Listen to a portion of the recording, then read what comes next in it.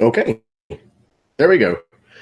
Hello, everyone. Welcome back to the Erasmus Expeditions.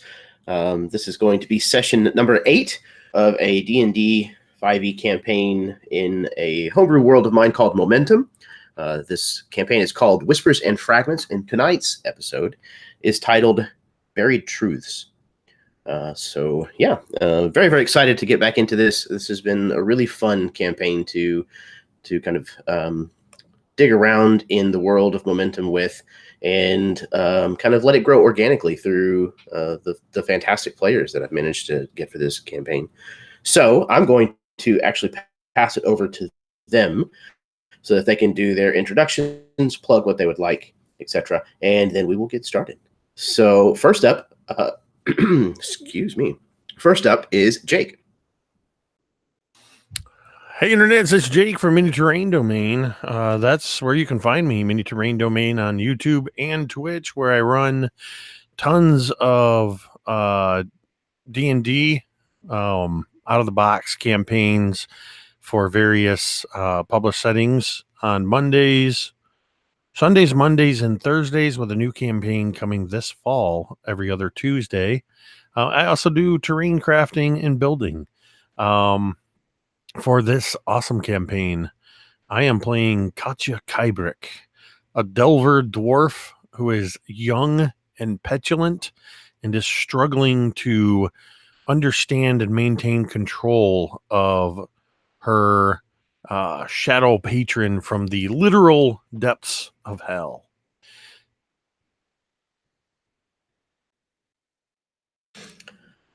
Yeah.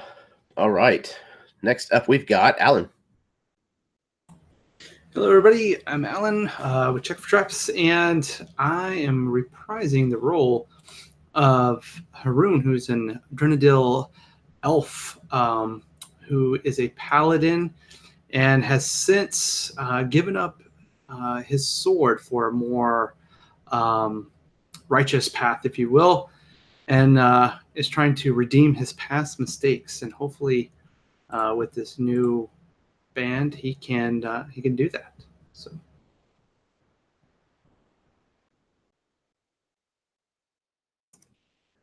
Absolutely. All right. Next up, we have Austin. I'm Austin. I have nothing in particular to plug, and I'll be playing Bastarad, who's a monk, bonekin, and is a particularly angry man trying to figure out how to live right in a way that won't lose the people close to him, and not always succeeding at holding his temper in. So that's about all. Best of luck with that. All right, next up, we've got Lloyd. Hello, I'm Lloyd. I run the channel YaldM, where I run games. And I'm playing Ingvrad, who's a Bonekin cleric, trying to keep these people sort of at least close to the line of morality, not really managing it most of the time.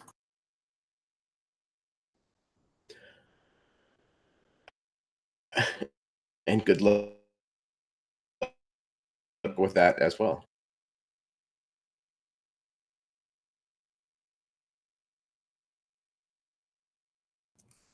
Maybe we have Jeff. Maybe he can't hear us. Oh. Nope. Hello? There he is. Can you hear me? Sorry, you were lagging there for a second. I didn't actually hear you say it. But yes, I'm Jeff. I have a channel as well. It's called Counterbalance. If you want to just check out my games and stuff there. Also, I'm playing Darian. He is an ex-smuggler and general thug and lowlife who has foregone that life to try to seek a better one, to find some purpose, and perhaps even happiness in whatever life that we call this.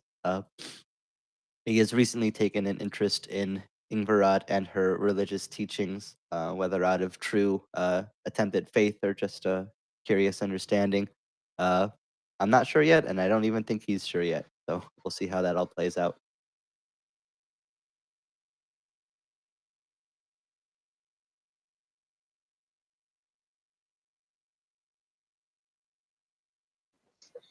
And we lost our DM for a moment due to technical issues. If I had a sign that said, "We'll be right back," I would hold it up now.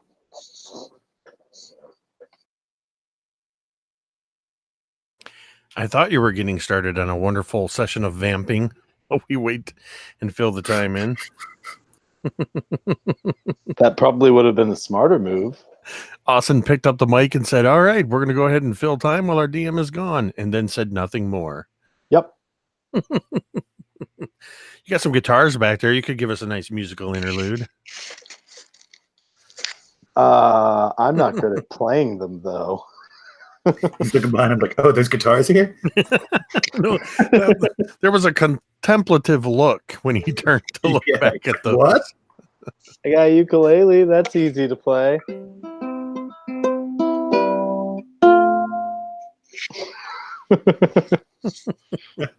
Just imagine a bonekin's fingers trying to pluck at a ukulele.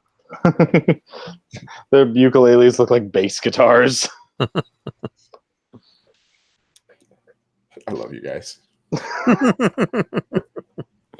Just vamping while you were gone. No, I appreciate it. Thank you. Yeah, sorry everybody. My internet's kind of being a jerk. Hopefully it'll stop that, but we'll see. Okay, so where were we? Oh, we did introductions. Awesome. Thank you guys for filling in. Anybody who has mentioned a channel, you should be able to find the description for the link for that channel in the description down below. And yeah, the only other point of business is language. Yes, this is an adult channel. These are adults playing. If mature language and topics are something that bother you, then this is certainly not a game for you to watch. You have been warned. Okay. Is it lagging? Is it good?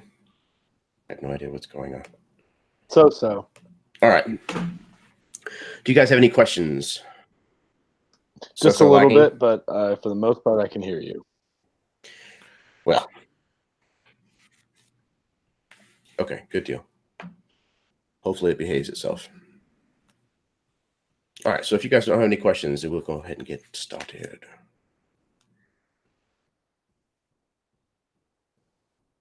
The landscape of corpses that surrounded you reeked beyond measure. These elves had gathered in this place with their pleas of sanctuary from the coming disaster. Their hopes, as well as their bodies, were dashed upon the rocks. Everywhere you looked, you faced a mountain of lives lost to this unfathomable tragedy.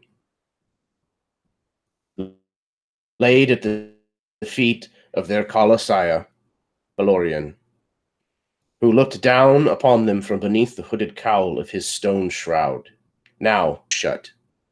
The beautifully carved doors bear the recent marks of weapon blows, as well as the scratches from ill-equipped fingernails.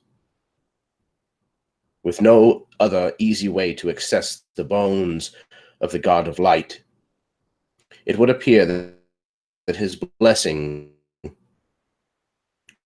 was denied them.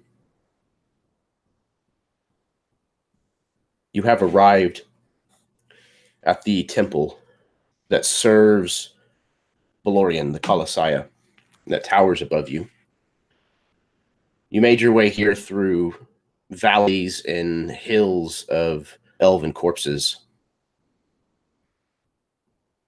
and have made your way to this door and found it shut from the inside.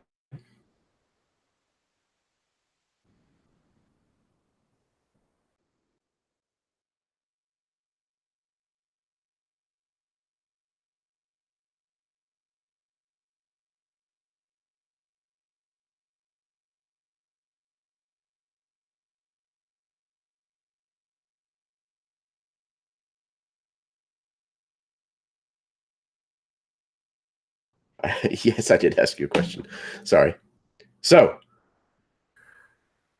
the doors were barred from the inside. You have made your way to the front steps of this cathedral. What would you like to do?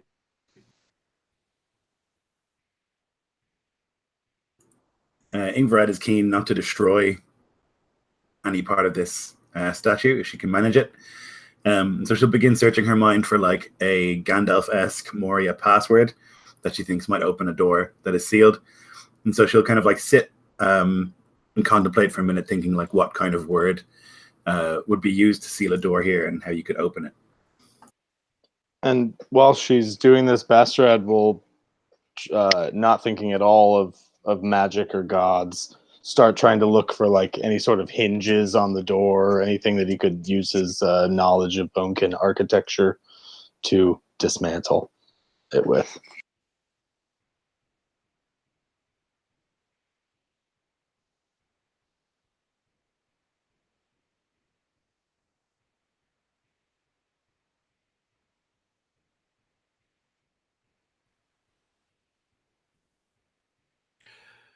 Gotcha is Okay. just keep. Can you hear me? Okay. Katya is just keeping her distance, kind of watching the others to see what they do, just sort of quietly sulking, I guess. She's got that, her arms are crossed, and I'm just watching to see what they do to try to get their way through the door. I mean, I know I could probably break it down, but Ingvarad doesn't want to destroy anything. So I'm just watching.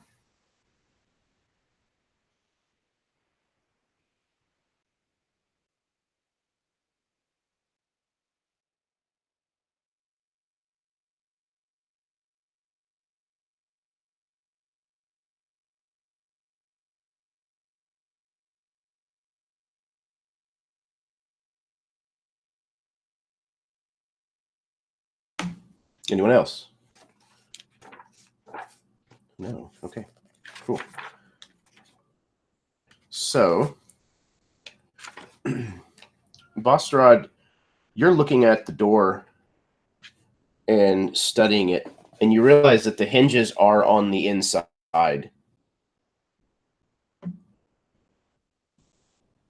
That getting to them would not be possible from here. But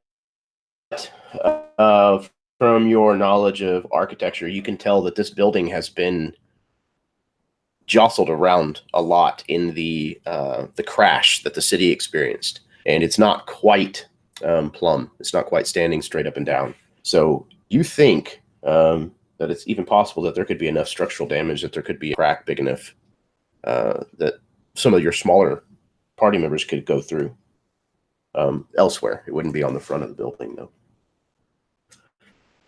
Ingvarad, looking at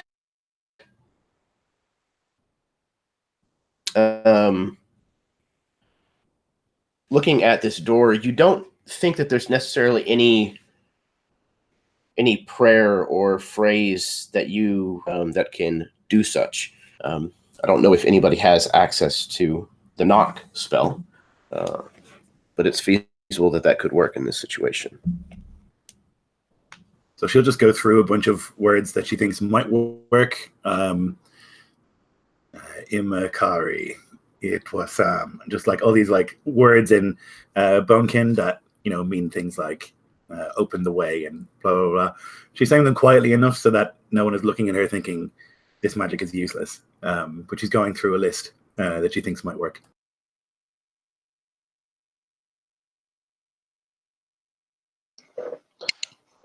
Bastrad will turn after his examination. I think this thing looks damaged. There may be another way in.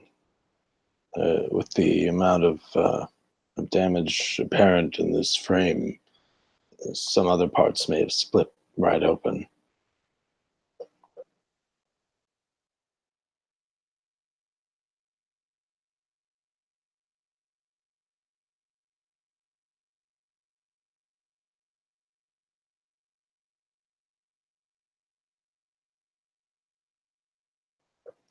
We should search around the structure, see if we can find some means of ingress. I can help take a look. I've got an eye for things like that. He'll kind of like say awkwardly, and like his eyes will dart over to Ingvarad for like just a split second.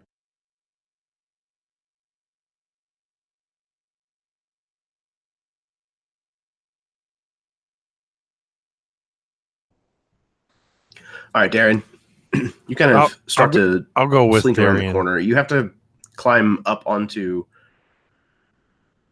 Okay, so Darren, Katya, both of you kind of make your way around the corner of the building, and you have to kind of climb up this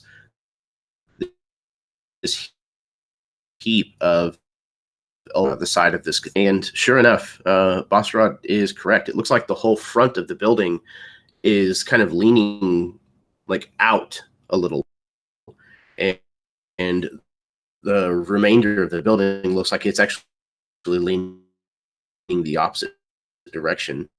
And it takes a little bit of climbing the windowsills and some of the decorative architecture on the outside, but you can get to a place where people like Darian and Katya could probably slide through. Maybe even Haroon if he took his armor off.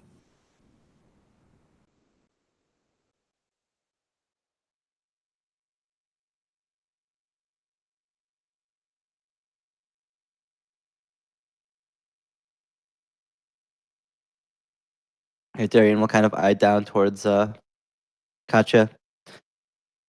Well, I think between the two of us, we could probably sneak in there and at least try to pry the door open from the inside. Bosrod said that it's probably sealed up from there. Be risky though if something happens while we're in there, and I'll just kind of leave the rest unsaid.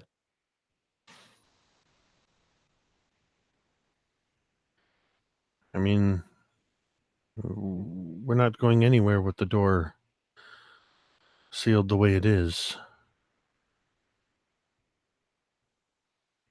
Bad things in, bad things out. Everywhere we go, we're in danger. So, if you think we can get in there, I'll follow you, or I'll go where you tell me.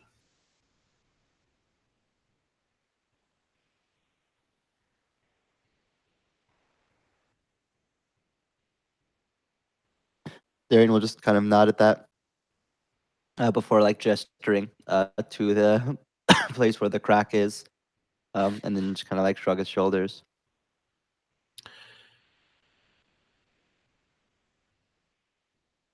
I take that immediately, almost with that just to mean you're the smaller one, go in. So I will immediately start trying to wiggle my way into whatever this crack is and see. As I'm doing so, I imagine that my time and experience in the down under mining, getting into deep cracks and things like that, that I would try to keep an awareness of loose debris, things that might fall on us, cave-ins, that kind of things. So I'm not going to just recklessly squirm in. I think at this point, my sort of almost muscle memory for delving would kick in. I know there's nothing mechanically for that per se, but if you want anything to go with that, Jeremy, that's just kind of where Katya's mindset slides to automatically while squeezing into these narrow places. Absolutely. Go ahead and roll me an athletics check, and you can have advantage. All right. Let's see. Well, both dice rolled a 2. So that's going to be a 4. All right. Yes, Jeff, if you are making the climb, I will need one from you as well. So a 4. So Katya, you start to try to climb up this, and you reach up and kind of put your hand on this statue that's kind of built into a small alcove, and you just don't realize that it's not attached at the base. And as you grab it, just kind of sliding back down part of the wall, you hadn't gotten very high, but you don't make any progress. What'd you get, Darian? I got a 16. 16. Okay. Darian, you, however, maybe a little bit more familiar with elven architecture or something. You managed to scramble your way up to this fissure, and kind of secure yourself in it if you wish.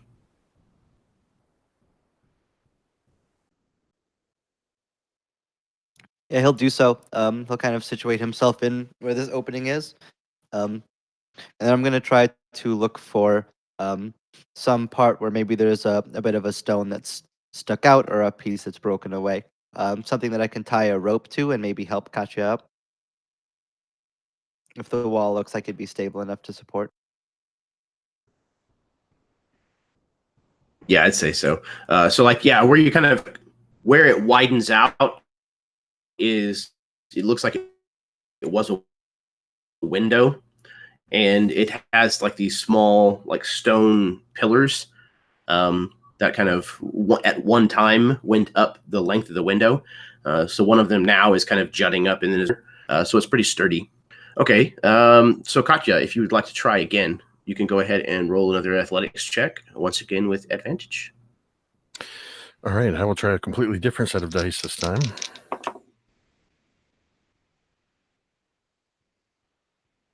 That is a 1 and a 5. So that is a 7 for athletics. Katya is just completely still. All right, even with this help. Yeah, even with the rope tied off, you're having a really difficult time with this climb for some reason. Maybe one of the injuries that you sustained in the fight or something was to one of your arms, something to that degree. What do you want to do? Darian will just kind of frown and look down from where he is on the wall and just kind of like shake his head. Don't take this the wrong way, but you sure you're up for this?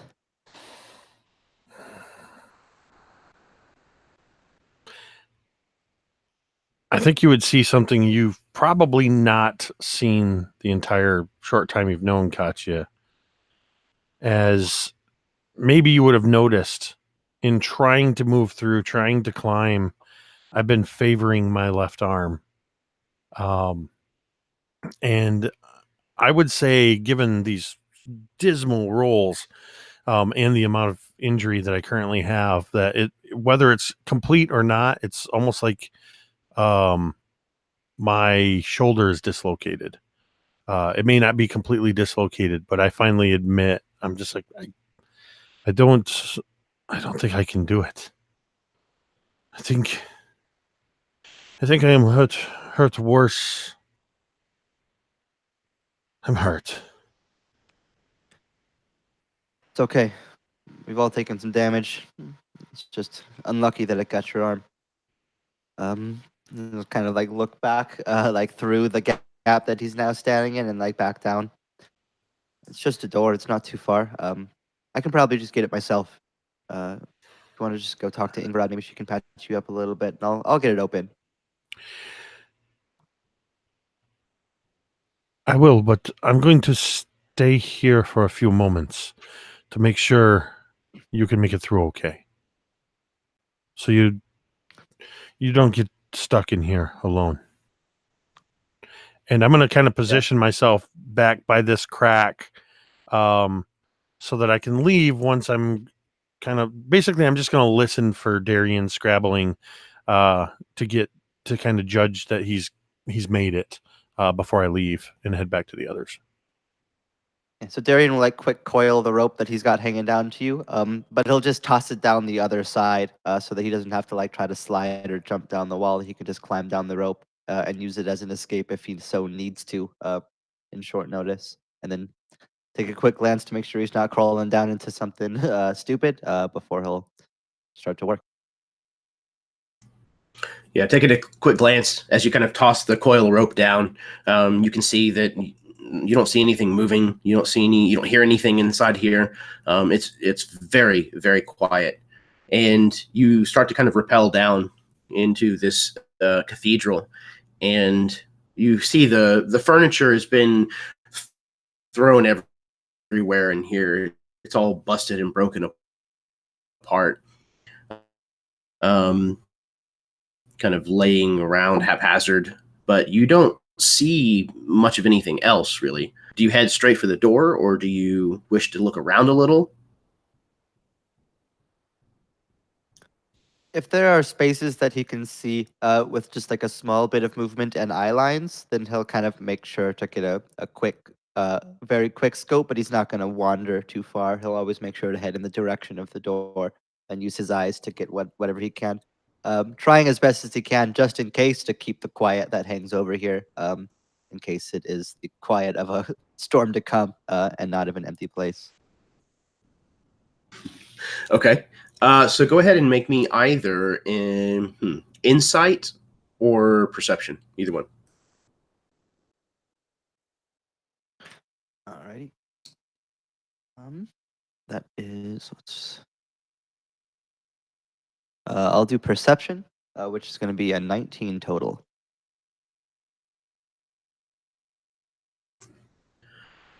So you make it about halfway from the window that you climbed inside back to the door before you kind of realize that you don't see any bodies in here.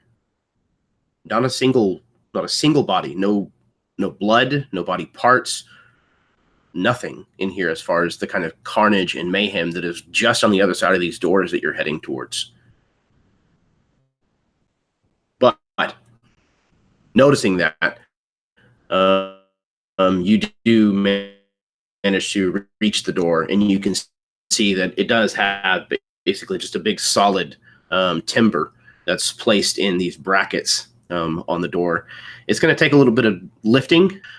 It's not seated 100%, so it shouldn't be as difficult as it might be otherwise.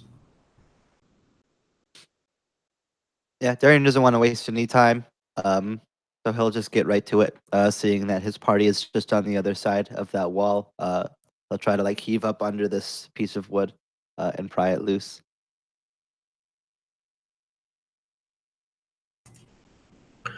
Awesome. Okay, so go ahead and make me an athletics check, please. Alrighty, I have already done so because I figured that was what was coming, and that's actually going to be a 23. Yeah, so what does it look like as you free this door? Yeah, he's done enough. Even though he doesn't look like he's necessarily as big and strong as the Bonekin and maybe even the Dwarf, as a sailor, you don't make it through without lifting a good chunk of things here and there. So he's kind of learned how to make use of his body in order to kind of provide momentum and the right leverage to where this beam has been placed across it. Kind of situate himself up under it before like pushing it like up and over, and then like guiding it down to the ground. And then once he has that, he'll kind of give a quick glance to see. I'm assuming there's some kind of like pull handles if the door comes inward, but he can try to at least see if he can open it just enough for people to get through. Absolutely. You grab a hold of, the left-hand door, whatever, the big ring that it has on it, and 2 hands, and just kind of lean back. Because the front of the building is a little leaned out, it takes a little bit of extra effort to pull it open, but these are also very, very well-hung doors. And even though they are large, you're able to kind of swing this left-hand one open until it kind of swings all the way back on the wall and kind of comes to rest with a heavy thud. The rest of you can see inside this cathedral. And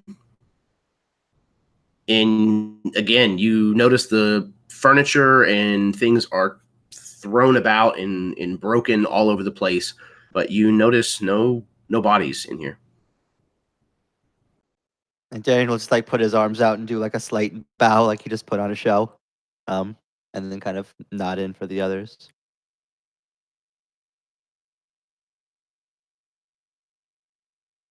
Can we close the doors behind us?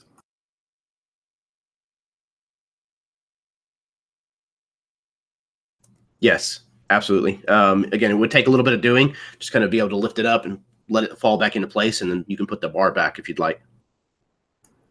Yeah, I think it might be wise for us to find some solace and recover our strength before we journey into whatever is lying beyond. My gut tells me that the priests of this order barred themselves in here, and they might still be here.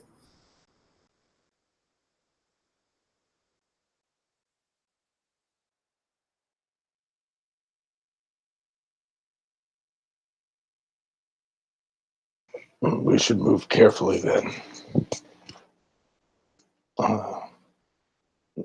Turn. I suppose perhaps the two of us should start by doing somewhat of a sweep. Yes. And he'll turn back to the elf. I suppose you may be of use as well.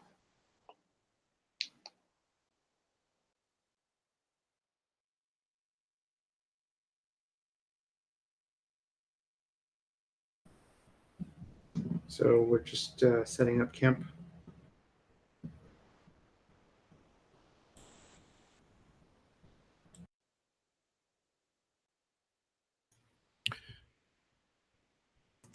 Yeah, are we setting up a camp or are we moving in? So you are able. It's up to you guys. It sounded like Yeah, setting I up mean, it camp. seems to me like we're right at the entrance. We can close the doors behind us, and if we like go to the end of this corridor and like keep someone there watch, it's relatively safe. Compared to like if we keep going in, you know, there could be danger beyond. Absolutely. And there's a few doors that lead off of the room where you're kind of at, but all of them currently are shut. And there's plenty of space for you guys to be able to set up a camp.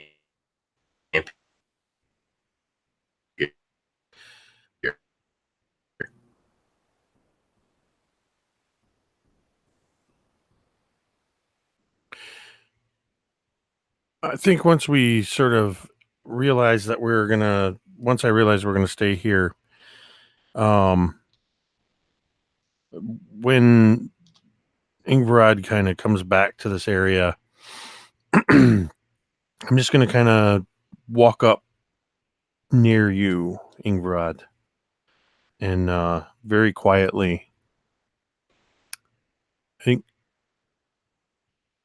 Ingvarad, but I'm not looking at you. Like I can't quite bring myself to look up in your eyes. Yeah, she'll look down. Yes. I think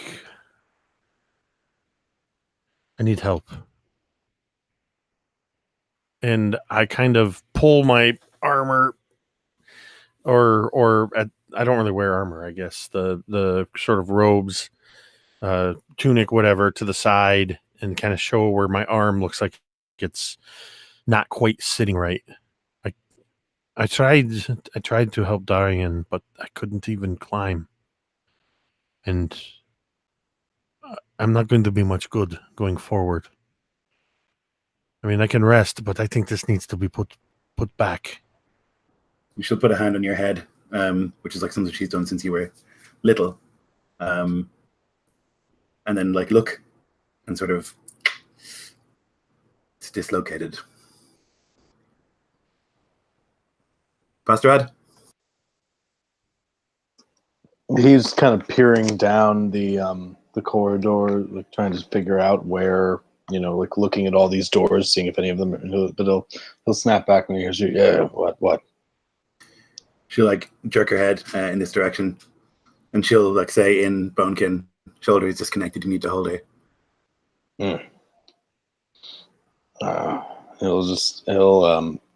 He'll say back in Bonekin, has she done this before?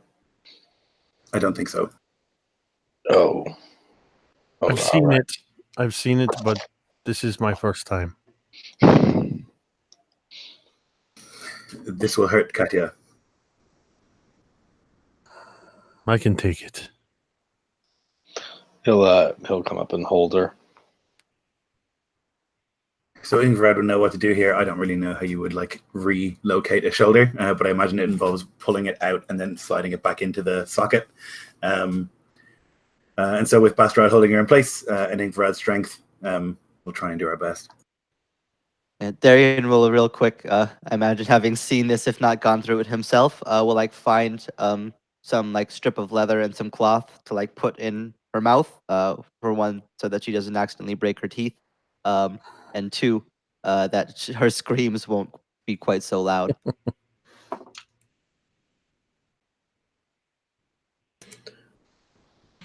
So I imagine that there's all this preparation that kind of builds up to this moment, and then there's like this perfect stillness, and then there's this very, very audible like crunch pop sound that echoes in this stone, vaulted ceiling room, and then you just kind of hear Katya bit down on this leather and wood, but after a few moments, even though the pain is still present, your shoulder feels immensely better, Katya.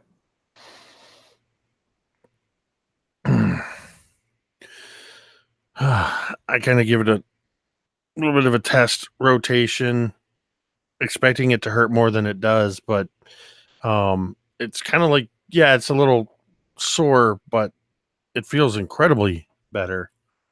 And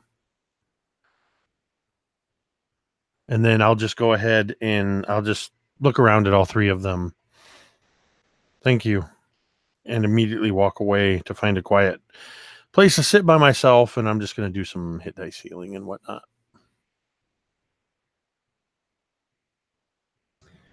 Was there multiple hallways or just the one?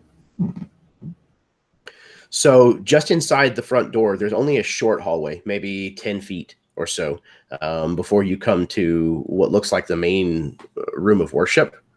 It looks like there were rows of pews in here. The room is probably 30, 40 feet long and about 20 to 25 feet wide. It has some columns in it that kind of hold up this vaulted ceiling. And then there's several different doors that lead off of this main room. There's probably 5 additional doors aside from the ones that you came in the front.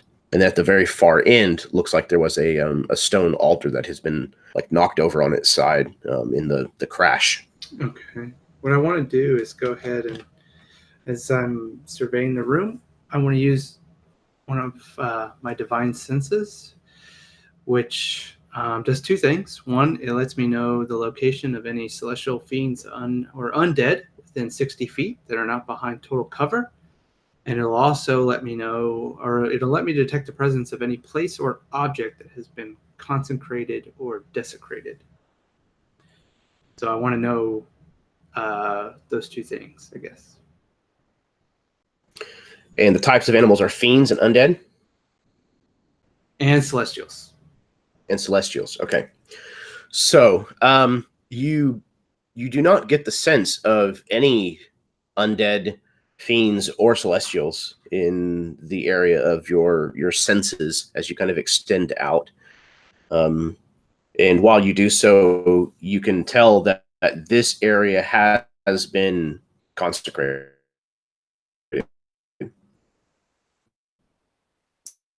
As well as an enormous presence of consecration kind of off in the direction of where the actual Colossiah is. Yeah, so after just kind of filling that out, the room would turn to Ingrod. I sense that the sanctity of this temple has not been desecrated. Well, there's that at least. Belorion still holds power here.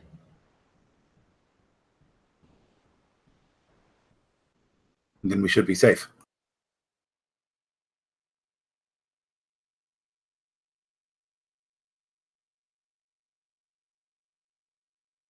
Like she says that with confidence that I imagine no one else in the room feels.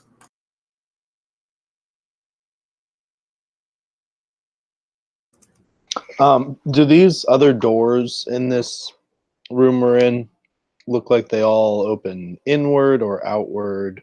Do any of them have locks? And is there stuff that I can push up against them if they open inward? And can I lock them if they open outward? There is one of them that has a lock, and it is currently locked. The others all open, I guess what would make sense? Probably inward, I would think, into the cathedral. So you can absolutely gather up broken pieces of the pews and things of that nature to kind of make a barricade in front of the door if you'd like. Yeah, Bastrad will spend a bit of time doing that, just trying to block off any of these doors in case there's anything else that creeped in through the same hole that we got in through, or any others that might exist, because the structure was pretty badly damaged.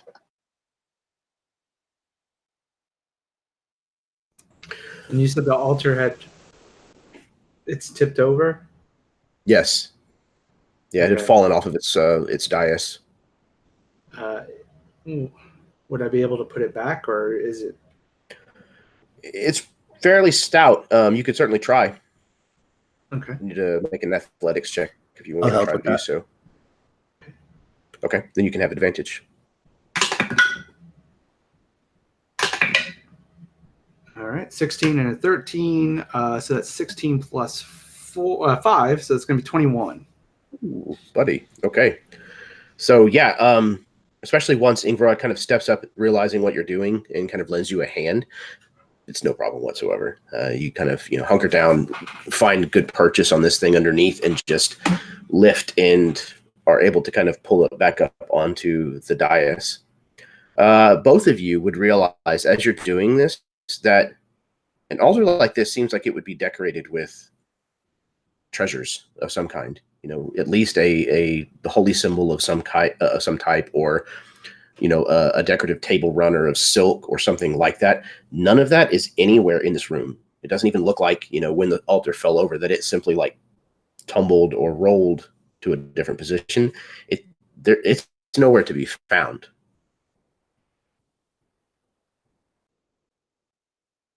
Perhaps we are not the first to be here.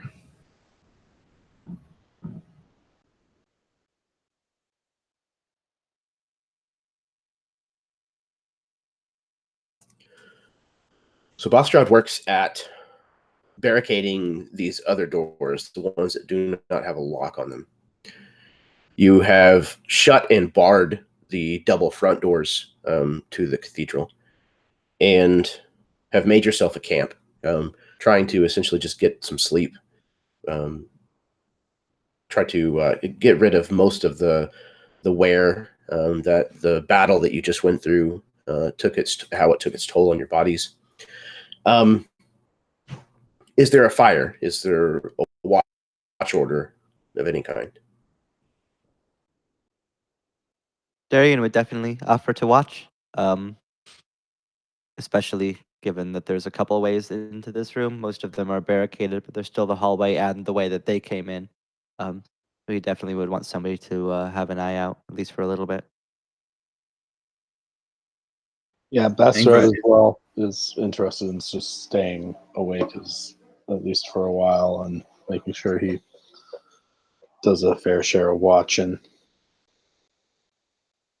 Yeah, Ingrid is both quite badly injured and has most need of a long rest so she can get her spells back. So she would just I guess, see that the delegation is happening anyway, and won't then tell people what to do that's happening anyway.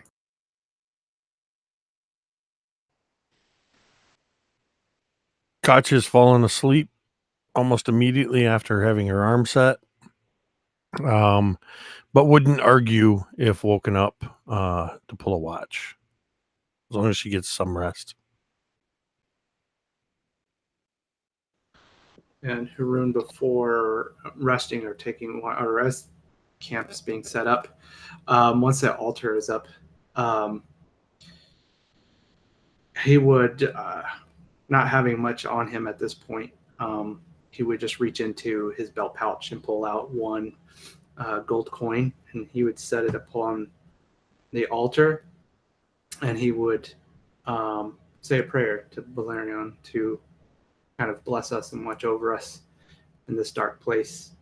May his light penetrate this darkness, and just kind of leave that gold coin there as an offering to this, seeing how right now there's nothing else on this altar.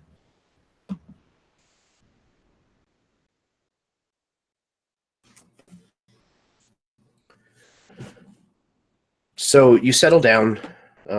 It sounds like probably without a fire. There's a little bit of a chill as you kind of stop moving around. But you know that it's not as cold as it's going to get in the coming future. So you lay out your bedrolls, things of that nature, and take turns at watch, and you get some sleep. It's not the best sleep you've ever had, but it's certainly better than staying on your feet and dealing with the outcome of the toil that you've put yourself through over the last couple of days. So you wake up after a time has passed, and you feel much better, and nothing has disturbed your sleep here, and you're ready to go. So Before we get started for the day, as everyone's waking up and everything, Haroon is going to basically offer up a prayer, and as he does so, he kind of just extends a hand over, I guess where a hearth would be in the sense of our camp. And as he says the prayer, he's going to cast aid, and I'm going to go ahead and choose Darian, Ingvarad, and Katya, and the three of you guys will get a 5 extra hit points to your maximum for the next 8 hours.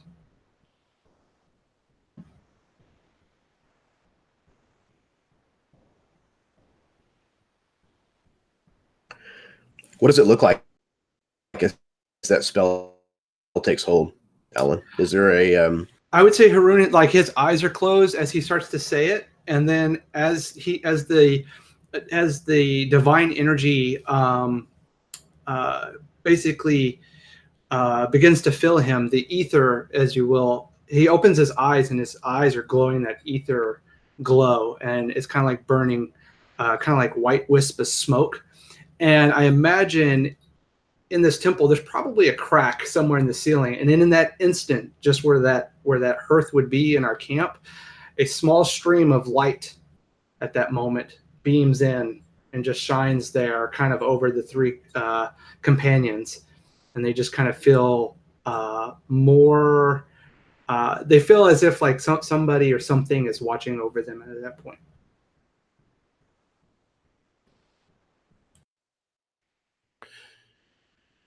I'm going to use that as a distraction to cast my Armor of Shadows, because I feel very self-conscious now about using some of my abilities. So as this light and these wisps of smoke happen, I'm hoping that the light will sort of obfuscate the shadow that sort of just for a moment. It's not going to change the fact that small wisps of darkness surround me, but given that it's dark all the time anyway, I'm hoping nobody will notice as much.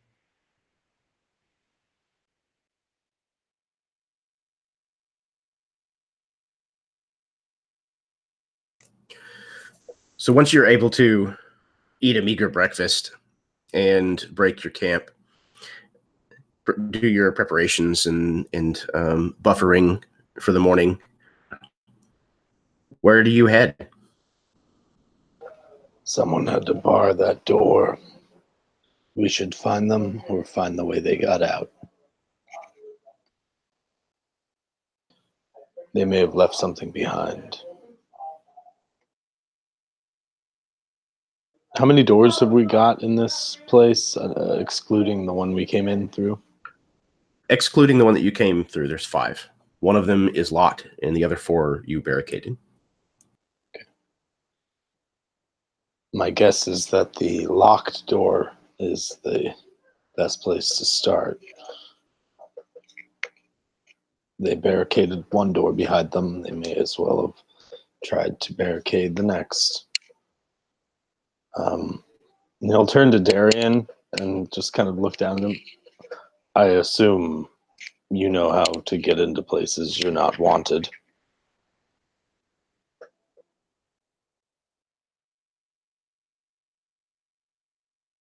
It's been more than my fair share of places, and yet I've been to most of them anyways.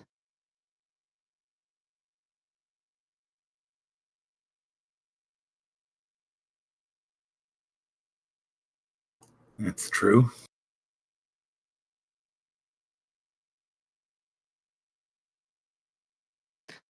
Luckily, I'm using those skills for good now. He'll kind of like raise an eyebrow to himself at that, and then shrug. Where to first?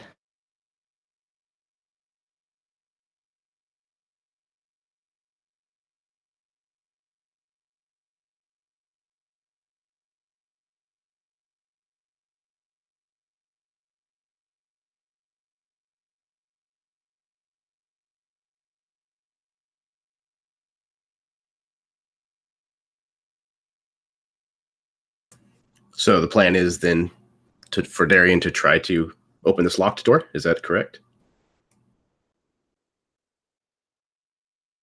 Think so. Yeah. Yeah, Darian will approach up to the lock, ravage through his pack for a while. Probably has to pull like a couple different things out. The tools are like way down at the bottom of his pack now, since it's been a while since he's used them. But he'll find them stowed away somewhere in some like small pouch at the bottom before pulling them out, and then kind of tilting his head around, curiously trying to gauge what sort of lock this is and how best to approach it.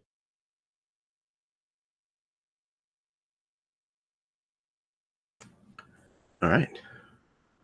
So you get your tools out and kind of kneel down in front of this lock, bring yourself kind of eye level to it, and you get to work. So go ahead and roll that check. Alrighty, I do in fact have proficiency with these tools. And that Excellent. is a 16 on the die, which is going to put me at 22. So in no time at all, you manage to work the tumblers of this lock open one at a time, and you finally hear that resounding noise, and the door kind of, since it's no longer perfectly level, it swings open just a bit under its own weight.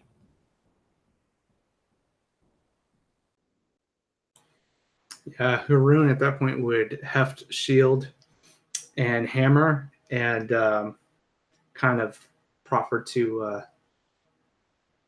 move in front as he just kind of takes the end of his hammer, shield in front, and then takes his hammer to kind of push the rest of the door a little bit wider, but slowly.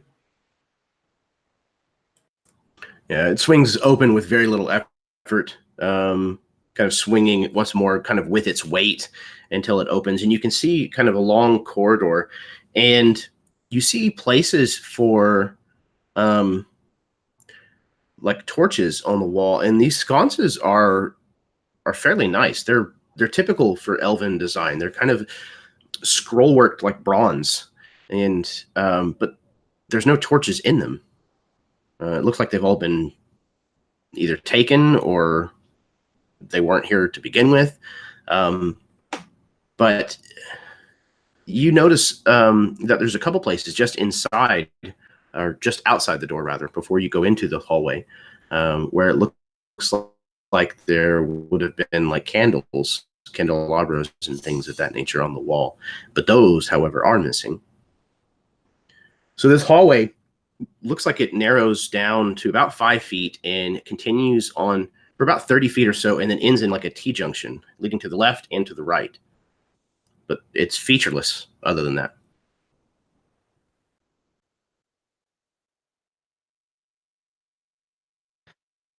Darren will kind of point to where the candelabras like would have been, but are now gone.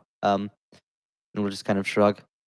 Looks like maybe we were right about somebody making it here first, even behind the locked door. Space looks like it had something here. Where these candelabras would have been, is there clearly like one of those, like there's visible dust, but where that candelabra would be, there's no dust. So like, was it recent or just we suspect there would have been something here? Like, how recent does it look like somebody has been, or these would have been taken? So there is some dust that has settled here, as much as there is anywhere else that you've seen inside the cathedral. So it doesn't look like it was. It doesn't actually look like it had sat in this place and then been removed. The brackets that held these things in place are still intact. It doesn't look like anybody has like pried them free or open with like a crowbar or destroyed them in any way. It looks like they were like systematically removed with care.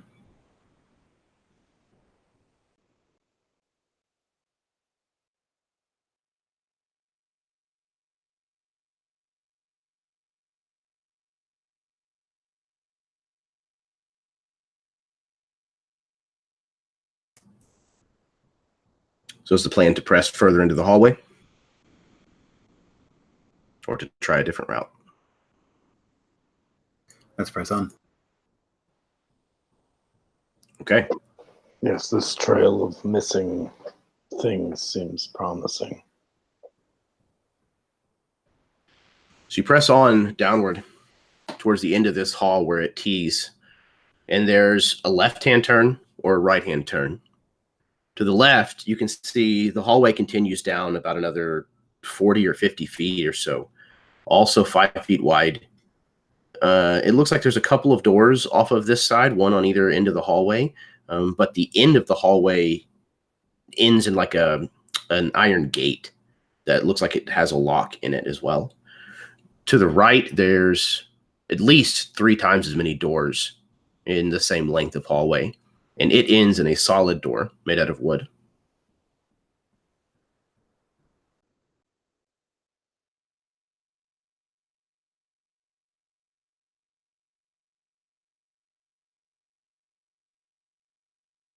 I'd say we keep following the locks. That gate that looks like it's meant to keep something out. This seems like the kind of time when you want to go where you're not wanted.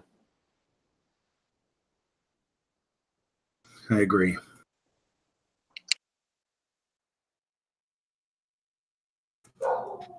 Darian will nod and take a couple quick steps over in that direction. Okay, you turn left down this hallway and kind of close down with the end of the hall with the gate. Darian, you kind of make your way forward, expecting perhaps to have to use your skills again. But as you prepare to do so, you realize that this gate is not locked, that it's just been pulled to.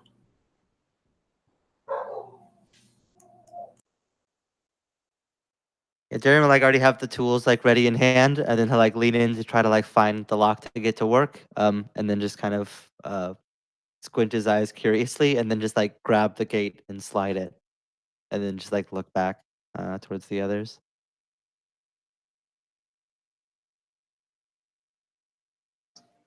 Is it beyond your prowess? Is something wrong?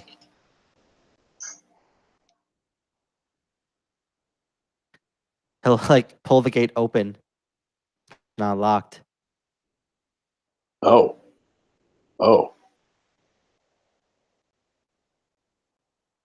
Bastrad will look to everyone else. Well, perhaps they were in a hurry by this point, and the lock would be too much to bother with. I say we continue down this path.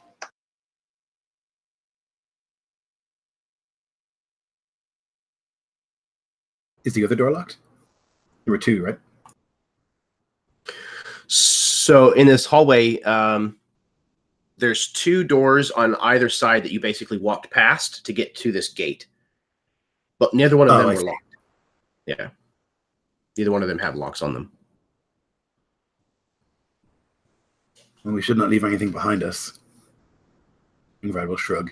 Should we check here first? Best not to have something come up behind us. Exactly. Okay. So you open one of them, and just the moment you open the door, you can tell that it was, like a priest's bed chambers. Very simple bedding. The chests at the base that would serve as like a personal effects container are all open or unlocked and emptied. And the rooms are fairly Spartan aside from that. Across the hall is what looks like a mess hall type place, a place where they must have eaten. There's long tables and benches. There's lots of food and drink that is spoiled and rotten, left sitting out on the tables. The flies and smell in here are pretty extreme.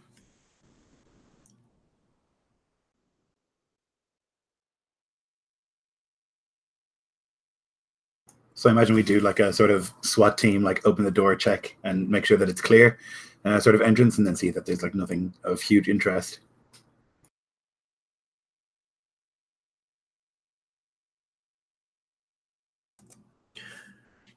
So down the other side of the hallway, there's 6 doors. So I don't know if you want to go back that way or if you want to push on through the gate that is now open.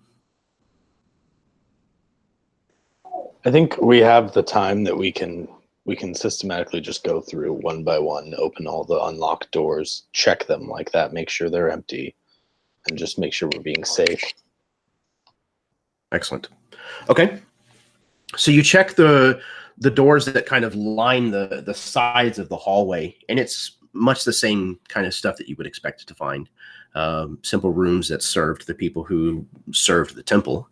However, the door at the end of the hall, when you open it, it looks like it's not quite as large as the cathedral was, but it's a sizable room. It's probably 20 by 20 at least. And Ingvarad, if you would, what is it that you recognize in this room that indicates that the ritual of Ebasam has been done here? It's like a pretty grim thing, but she would see like bone fragments on the ground that are like twisted as if like wrought iron, the way that you would like twist a piece of iron to make it sort of spiral. And that's like something that she would associate with this ritual. And there would be flecks, I think, of like blue around those bones. And so she would like enter and then like take a breath and like mutter that word under her breath, which I guess Basterad would know what it is as well.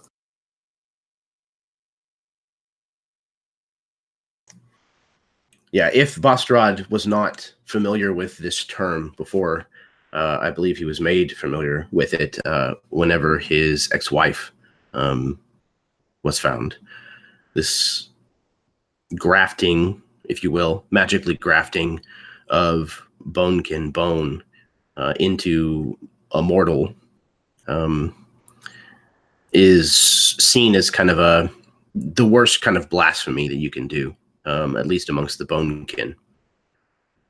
And there is evidence of Ebasam having been done on a sizable scale here over a lengthy period of time.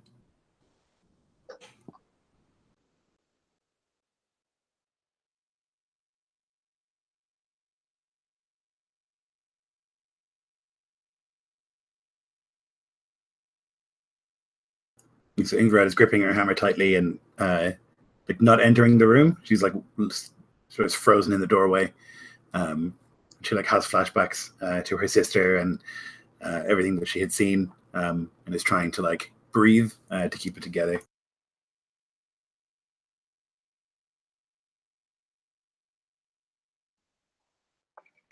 Yeah, Basterad heard her mutter, but didn't hear exactly what it was, and he was a bit further back, and so he takes a step forward, peering in the room, and not not entirely sure what he's seeing at first, not being as familiar with the rituals, but gradually putting together the like sound fragment he heard Ingvarad say, like when you kind of like hear someone and then don't realize what they're saying until a moment or two later, and he just takes takes a step back. What is this? Why? Who did this?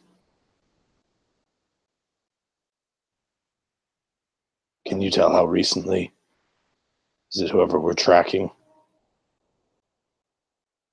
It was done a number of times over a long time. Here. Elves. Sort of shrugs.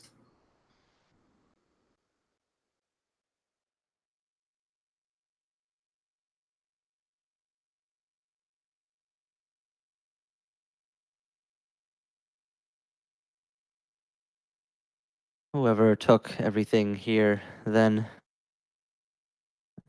I guess simple scavengers and thieves, probably not. They had this sort of thing going on too. Unless the know. people that Be cleared careful. unless the people that cleared the temple out were the same people that locked the door behind them, leaving all of those people to die outside of this cathedral. Those people that would leave the worshippers of their own god, to die like animals, clawing at stone doors, they would do something like this. A disregard for the sanctity of life.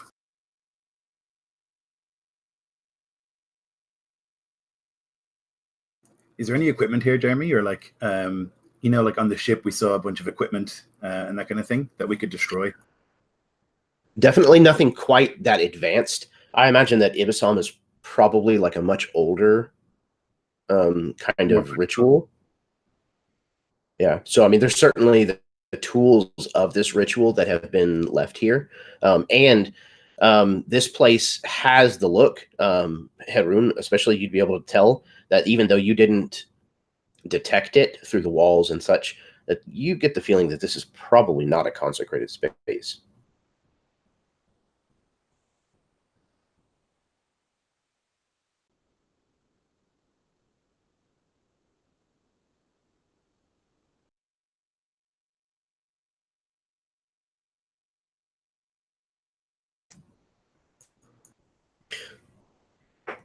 Is there anything else that you'd like to say or do in this room before you head elsewhere?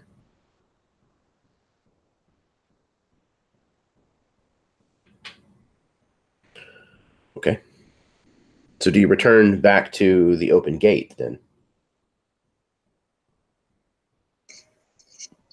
This room was the door at the very opposite end of the long hallway from the Iron Gate, right? Okay. Correct. Yes. And we've checked all the other doors along the hallway. Yes. And again, just very simple Spartanly decorated rooms. Yeah, just wanted to confirm. Yes. I think we should go back to the Iron Gate. Okay. So try to process everything that you've seen. You head back across the hall to where this iron gate is now open, and pushing it open further and stepping beyond, you realize that you're inside a cavernous space. And looking up, you realize that you're inside the stone shroud of Belorion. That this is the facade that has been built around his corpse. However, there is no corpse. You don't see any bones inside here.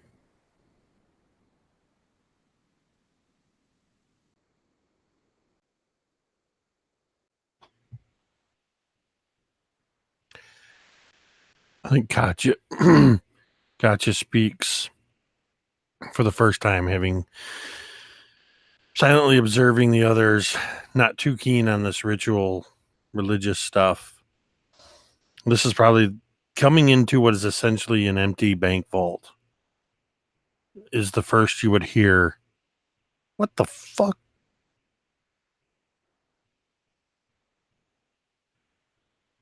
And I imagine that just sort of echoing in this large chamber.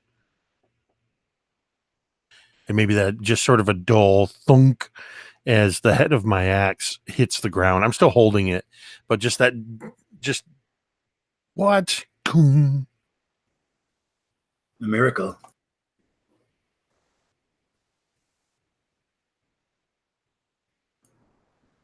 The bones cannot be pilfered. I would think this begs the opposite of that. It looks as though they've all been taken. She would shake her head. They couldn't all be gone. They couldn't have gotten them out.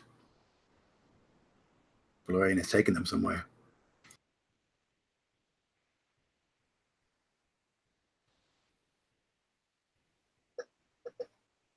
You can't truly believe that. Whoever ran that room, whoever it was that cleared this place out, they knew how to take everything important. And the bones are the most important thing here. They must have had some way of getting it out.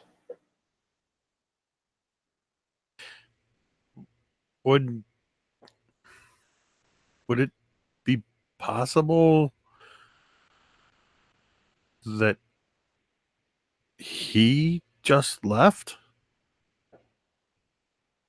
I'm sort of looking up to Ingvarad, like I'm trying to ask a question that might offend but not be offensive.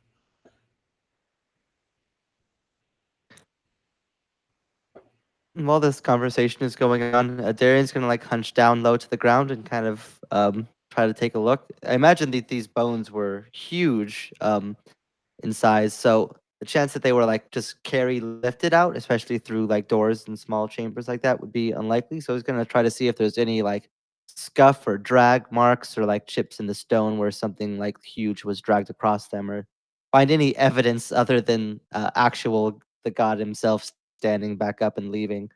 Any evidence of any foul play or strange signs? Absolutely.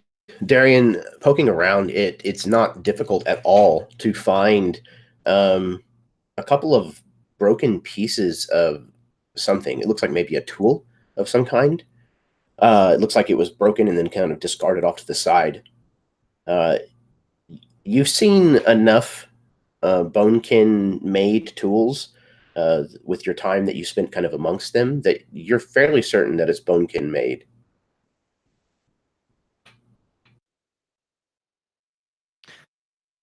And what sort of tool would I have an idea? What it would be, what its use would be, or at least primarily? It looks like a cutting tool, maybe, but beyond that, it's broken into enough pieces that you're having a hard time kind of figuring how it went back together. Darian will kind of crouch down and pick it up before kind of showing a couple of the fragments to the rest of the group. Look, right now I'm all for trying to believe in miracles. Lords know I need one, but this is a bonekin tool. Some sort of cutting something.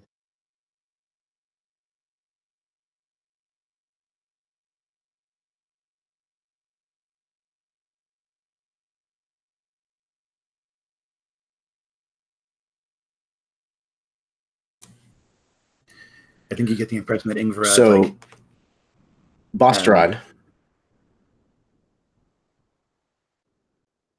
Go ahead, Lord. Ingvarad needs to believe that it's a miracle, has to believe that that's what happened, because the alternative is that the entirety of God has been stolen and put somewhere. It's not possible for her to believe that, and so she feels real doubt in her mind, but maybe in a shaky voice would just say again that it has to be a miracle.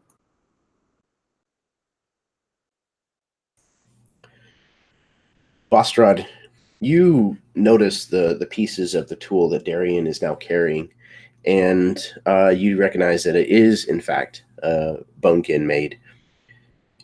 What does it look like? What kind of tool is it, Bostrad, that is used to saw or cut Colossiah bone? It's it's one of the ones that's there are actually specific different tools that are used for different sizes of bone and different like fineness, but for really large pieces they use something that's kind of designed after a wolf's jaws, and it's made to crunch in little by little. It has to be kind of normally worked by two bonekin pressing in in harmony, kind of a very specific timing to make it grind and crunch in the proper manner. And it generally can create very jagged chunks of like big kind of meaty bone logs. So it's kind of like a almost like a pair of scissors, but with like a large curved multi-toothed edge. Yeah, and this one looks like those jaws probably broke into a couple of pieces, and then the rest of the tool was simply taken with whoever was using it. So these broken pieces of the one jaw, the one-sided part of the jaw of this tool, are what Darian is currently holding.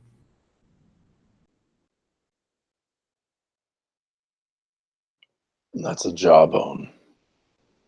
What's that doing here?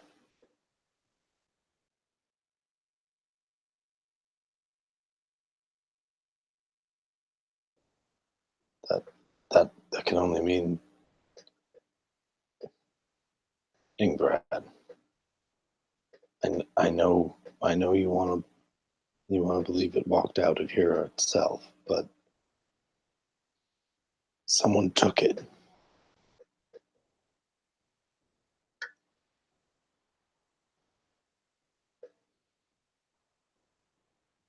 All of it?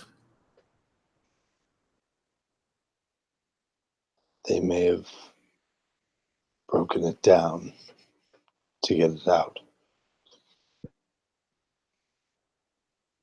But if we get it back, we could put it back together. There are techniques for mending bone, and we would have to get some additional adhesives and some filling materials, but we could probably. He's looking kind of desperately at her, like I don't know what to say that will make you feel better. Yeah, there isn't anything. She like turns away from the rest of them, and she's crying. And she'll go over to Basterad, and just sort of like, look, like I need a hug, something. He'll kind of look around for a second, kind of unsure, and then he'll lean in and give her a hug. It's okay. We can get it back.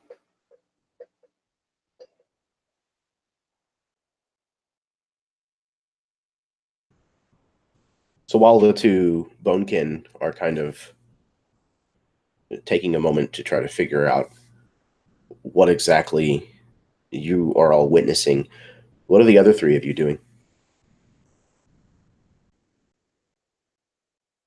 Darian will like immediately default back to like task mode. It's sort of like a coping mechanism that he has from his past times. Of just like when emotions aren't working right, and like the brain isn't working right, that you can just like work through it, and just like turn your brain off and try to figure out something else later.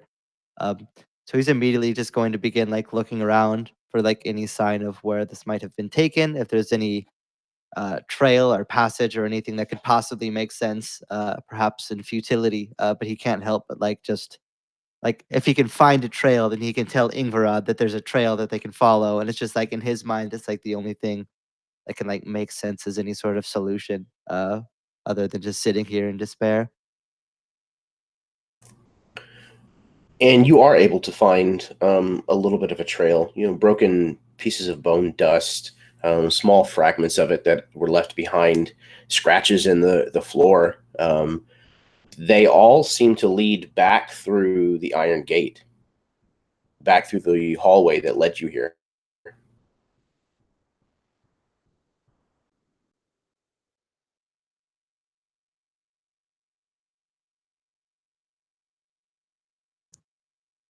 Yeah, and I imagine he's more like pointing it out to Katya and Haroon, but he'll like say it deliberately loud enough that he knows that Ingvrad will still be able to hear it. Like, look, I think I see some signs here, bone dust, some scratches. Seem to be going that way, back the way we came. Perhaps we can find where it goes. But if they went back the way we came, and judging from all the bodies out there, there's no way they went all the way we came. That only leaves one place they could have gone. There are other hallways we haven't gone through yet in this place. Other doors, other places. Maybe they went further in. Maybe there's a back way out. He's just like, he doesn't actually know anything about what could possibly have actually happened. He's just trying to find like any justification that he can for this to be like a win, and not a loss. Being a member of the Caldari and this site being so coveted that we had to negotiate to get solitary rights to it. I mean, would I have been aware of any other companies that were delving into this site recently, or would this have to have been done before Barditum and all that was set up here when the city fell?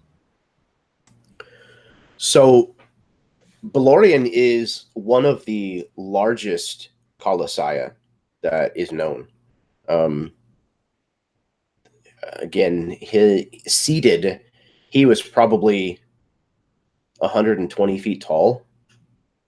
I mean, this was a massive, massive skeleton that had this stone shroud built around it. So cutting down that much Colossiah bone and moving it is not a process that could have been done. It's not a process that could have even been started, at least, before the city of Belorion fell. This has been going on for months, if not years, at this point.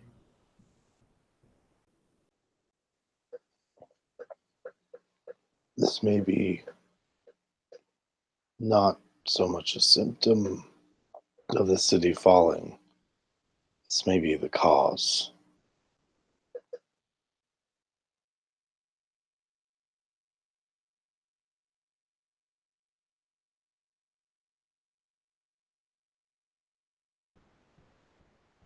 And let us see where this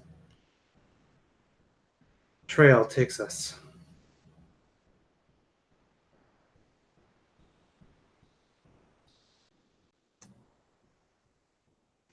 Ingvarad, are you well enough to go? He doesn't want to like push her too hard, but at the same time, he feels the need to like not let them wallow in this. He feels like the longer that we stay in this room wondering, the worse it'll be. Yeah, she'll sort of shake her head and like wipe her nose and then nod.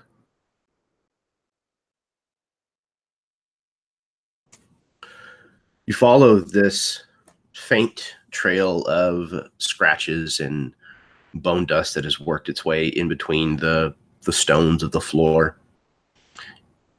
And with each step back down this hallway, there's this rock that kind of sinks deeper and deeper into your gut as they all appear to lead right back into the ritual room.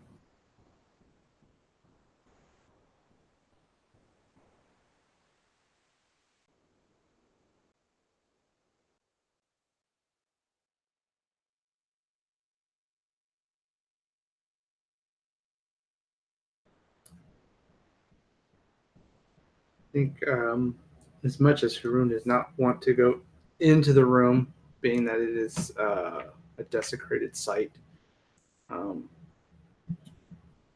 he would walk in cautiously and just kind of begin not looking at where the ritual bones are, but looking for any signs that this room may have some sort of other exit.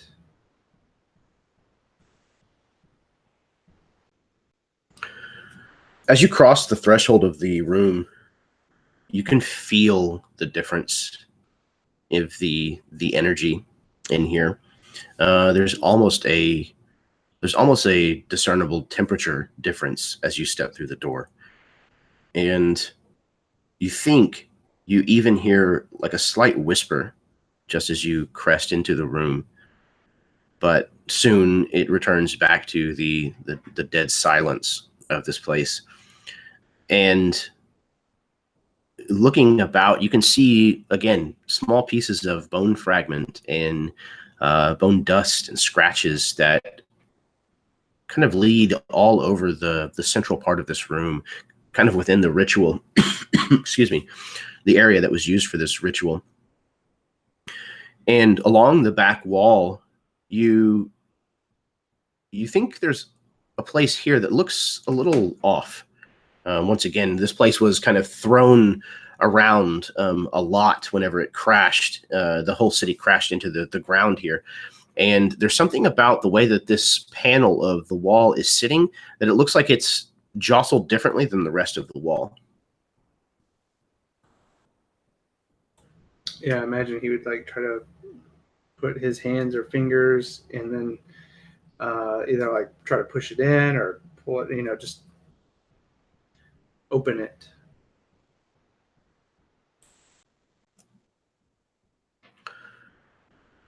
You mess with it for a little while, realizing that it's not going to budge under just pushing and pulling on it. There's likely something else that activates this.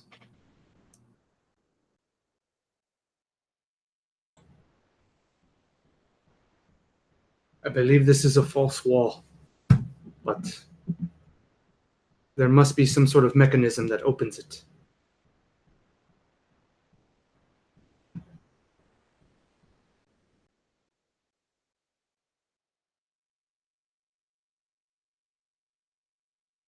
Then we should get looking, see if we can find something.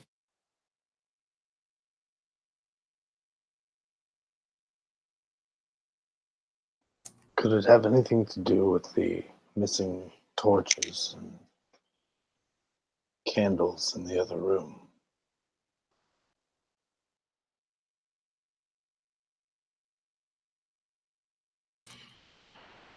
Bustrad, as you say that, and you're kind of looking around this room, you notice that there is a single candelabra that is still in the room. It's the only one you've seen. I will go and grab that. Is it lit or it's out, right? No, yeah. It's the wax that was burning there has long since melted away and dripped down. Okay. Yeah, I'll grab it anyway. Is there anywhere in the room that looks like a place where one could be put, other than this one? Yes, it's actually in a bracket on the wall, kind of beside where Hedrun is currently kind of talking about this false wall. And as you grab a hold of it and go to remove it from this bracket, it doesn't come all the way out. And instead, you feel like whenever you grab a hold of it and pull, you feel something like pull with it. And as you do so, there's this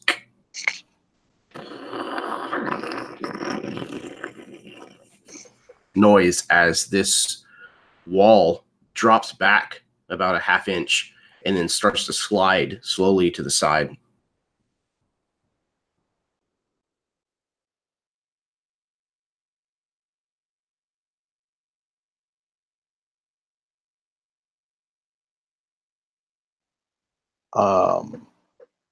I think we may have found something.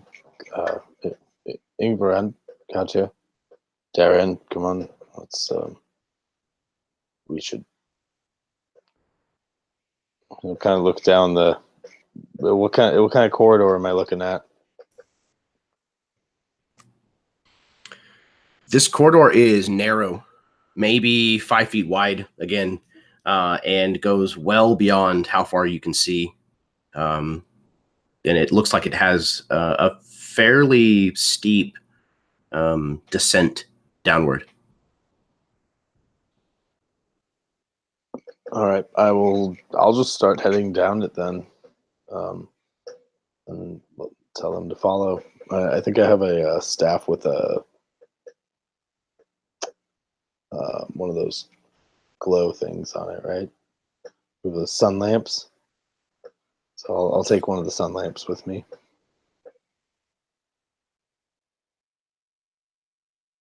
Ingrid is still a bit sort of out of it. She's not like fully focused, and you can tell she's like thinking about what she's seen and trying to figure out how that's possible.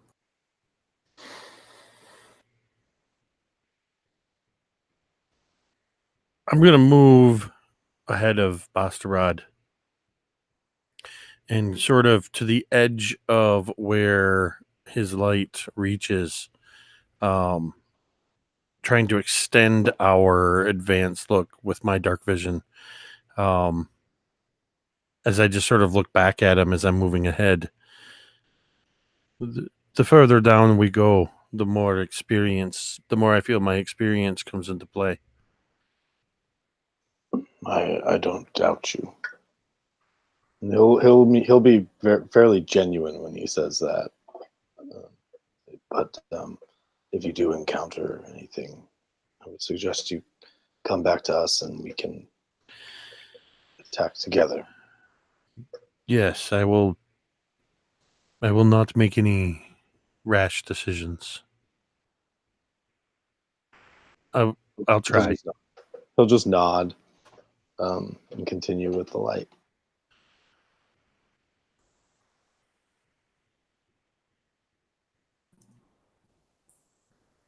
Katya, you have been moving through this tunnel for at least half an hour at this point. And you spot something that kind of breaks the monotony of this corridor up ahead. It's something that's small and has kind of odd curves for this corridor. It's black and white, your dark vision, so it's difficult to see exactly what it is, but you can tell that it doesn't belong here typically. It's probably about that big or so, laying on the floor.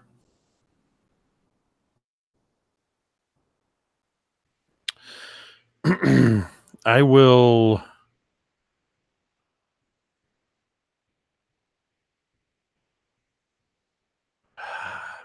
My immediate reaction is to want to just go up to it and see what it is. And I even take a couple additional steps toward it before I stop. And I wait for Bastarad's light to catch up to me. And I hold a hand up, indicating that I see something. And I just sort of make a lot of times we'll use to not alert the demons and other creatures in the Underdark, or in the Down Under. We will use hand and signals. So I kind of make a point at my eyes, and then I point down at the ground at something ahead of me and wait for the others. Yeah, Bastrad will stop with the light a ways back and kind of hold up a hand to everyone behind him.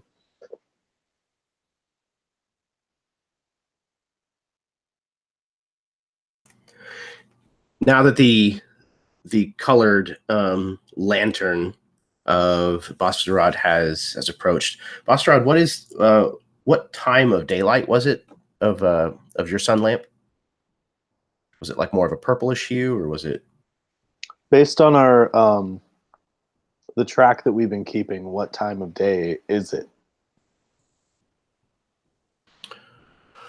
It's a good question. I would say it's likely mid-morning at this point, even though the sun doesn't shine during this time of year. Bastrad likes to try to keep the light he uses to about the approximate time, just to might as well keep, if we're keeping track and we're going to try to make it matter, he wants to kind of go all in with it. So he'll use whatever the sort of mid-morning light they have is. Excellent. So now that the light has kind of come up, Katya, you can see something on this object is reflecting that light and kind of shining it back at you. It's glistening as Bastrad is kind of making this thing bob up and down and as he's walking. Now that the others are close by and can kind of see what I'm doing, I'm going to try to again do this subtly, maybe turning my body so that I create, within the shadow of my body, the battle axe will lengthen using my packed weapon ability. It will lengthen and become a glaive, so that I have that sort of additional reach. If one thing I've learned since we left is it's dangerous to get too close to certain things. And then I'm going to move toward it, sort of holding this glaive out in front of me defensively, also with the intention of poking it, whatever it is, or prodding at it. Okay. You close the last few feet between you and it, and using this halberd kind of out before you, this glaive, you use that to kind of poke and flip this thing over, and you realize that it's a slipper, like a curved, open-backed shoe of some kind. It looks very elven in its design.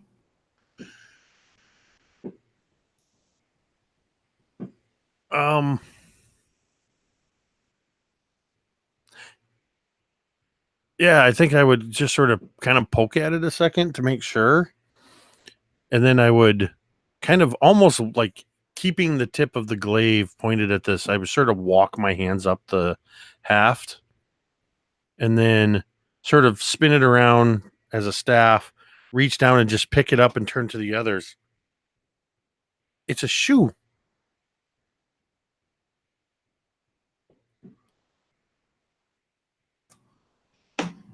It definitely looks like an elven-made garment, a slipper of some kind, and it is very, very well made.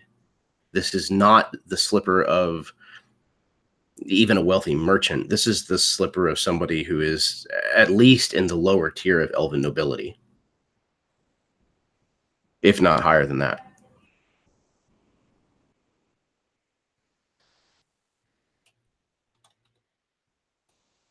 It's a fancy shoe. And I'll sort of walk it over towards Basterad. Like,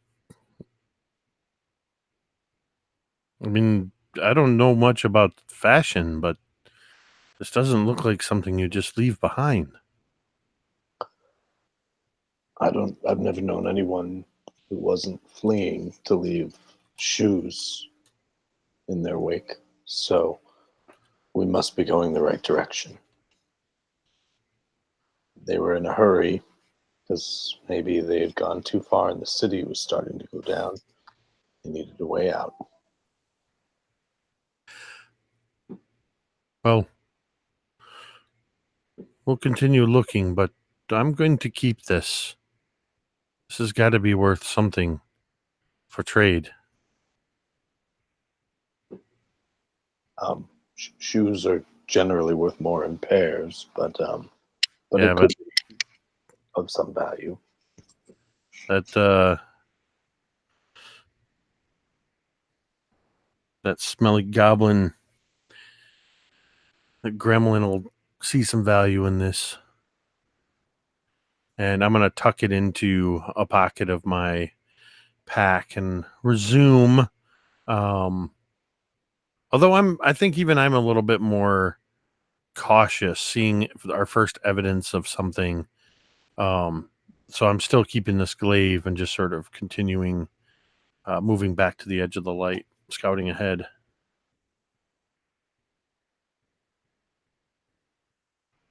And Basterad is basically watching Katya and thinking and like watching her body language, trying to see like if she stops suddenly, he'll kind of stop, and anything like that. Just trying to sort of make sure that she is, that he can like take her lead.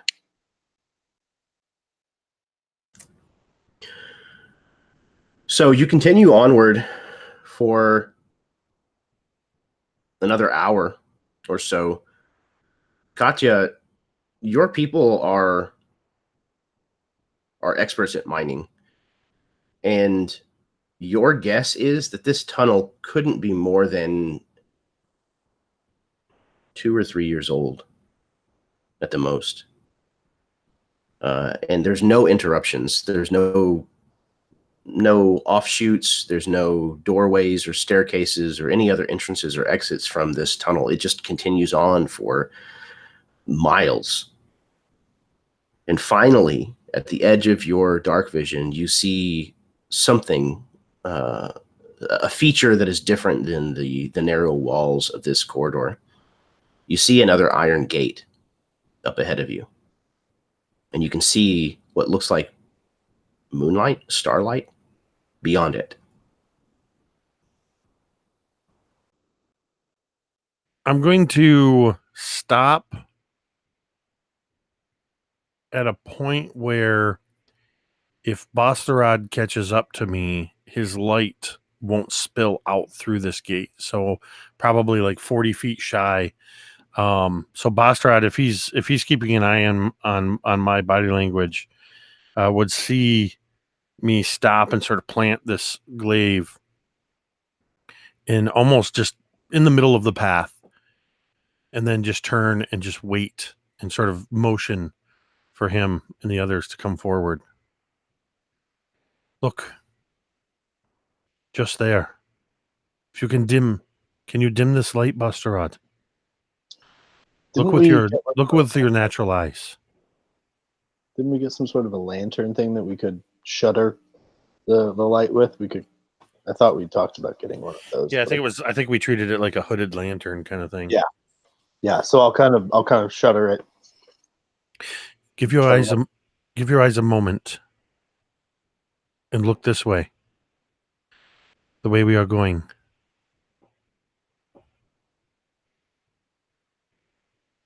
He'll blink for a few moments, kind of close his eyes for a few seconds at a time, and then open them up, try to adjust to the light as best as he can. It takes a bit, but your eyes do adjust to the pitch black of this corridor. And at first you can't really see much of anything, but then you see just this little tiny source of light that seems partially obscured off in the distance.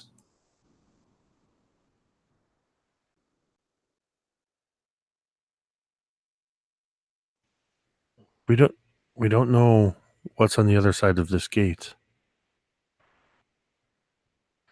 Darian. And I'm speaking not much above a whisper at this point. Darian. We might need your soft feet and quick hands. I mean, I could probably shadow step through this gate, but I don't know what is on the other side either. And maybe silence and caution is the best thing here.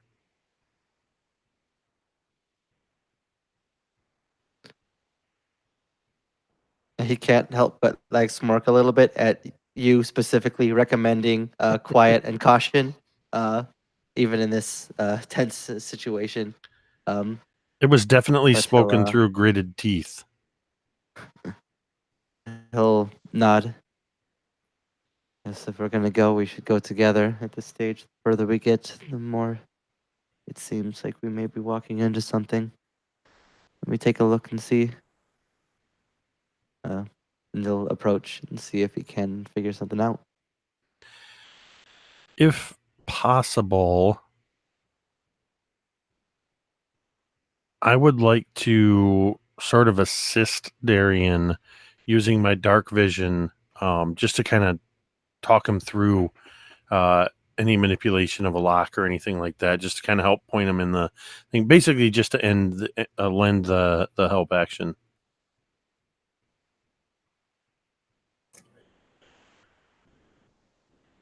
Okay, so Darian, you creep forward through the remainder of this tunnel towards this gate, and you approach and realize that this gate is not pushed completely closed. And as a matter of fact, there is a key ring, and the key is still in the lock of the door.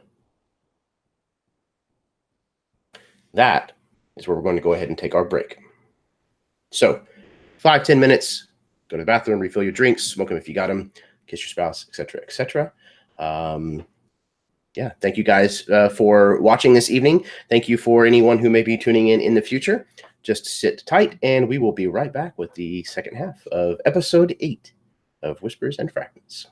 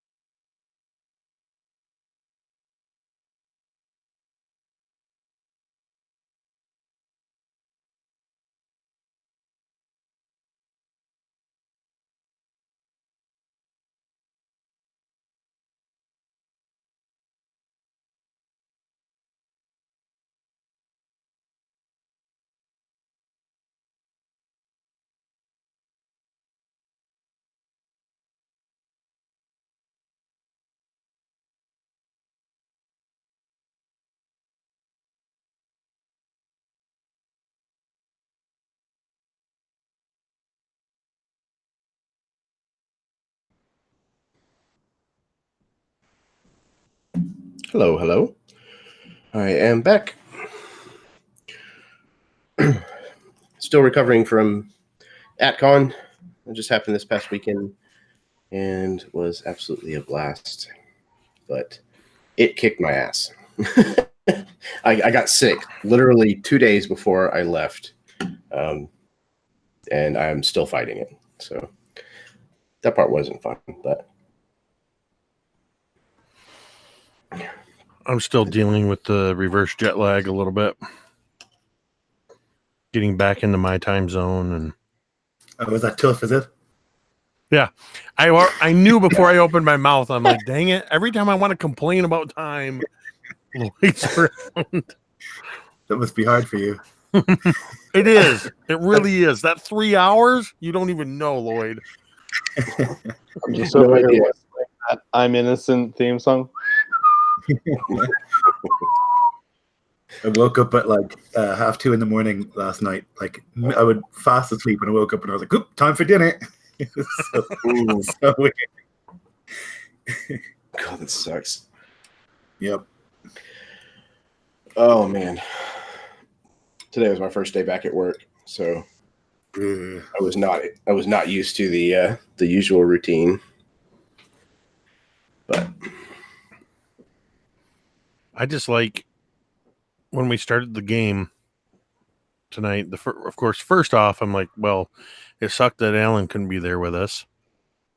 yes. But secondly, I'm just like looking around at all your faces. Like, it's so refreshing that I got to actually see you all in person just within the last couple days. Yeah, it's It's a very crazy. surreal experience. Heck, I got to say goodbye to Lloyd and Jeff like 4 times. Yep. All right. That's We kept good bumping. luck. Every Easily time we win. say goodbye, we'd end up back together again at the airport. Couldn't get rid of him. We easily had like 3 different hellos and like 5 different goodbyes. It's great. Such a good time. All right, we will give Alan just another minute or two here before we get rolling again. Let's see, we got quite a few people who tuned into the chat tonight. Lots of people from AtCon. Tamiko says somewhere Baron is watching this and tapping his foot. Yeah, no, I imagine he's probably sleeping right now. Actually, he is, and he was talking on Facebook a little bit, Oh, there you go.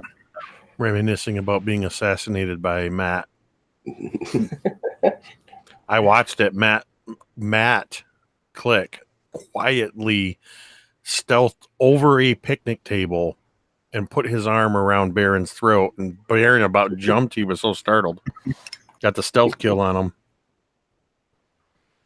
And Matt Click is no hobbit. He is a dire hobbit. Yeah, it was pretty impressive to watch. All right, it looks like Alan has returned. So, if you guys are ready, then we can hop back into it. Okay. So, fresh after finding this noble elven slipper in this corridor, you seem to have reached the corridor's end. And you find another iron gate, this one slightly ajar, and the keys still in the lock. Darian, you have discovered this as you have crept forward a little ahead of the group. What would you like to do? Darian will lean forward a little bit, like shake his head and squint his eyes, like as if like there's no way that we just actually just found the keys to all these doors like right here. This is some trick of the darkness or so, some weird thing. But then he'll like realize that it's not the case, and he'll try to grab on with one hand to the gate to make sure it doesn't like clatter around too much before he'll try to grab the key and pull it out of the gate and grab the ring for himself if he can do so. Yeah, it takes a little bit of jostling, but you manage to, work the key around to the right orientation and are able to slide it out, and you have a ring full of iron keys. Yeah, he'll do one of those like little flip flourishes where he'll flip the rest of the keys around his finger to like grab them all in one bundle, and turn back to the others, and just hold up the key ring, and point to the open gate. Eh, Another problem that solved itself. Perhaps my skills aren't quite as useful as I would have hoped, or needed at least. Maybe you're lucky.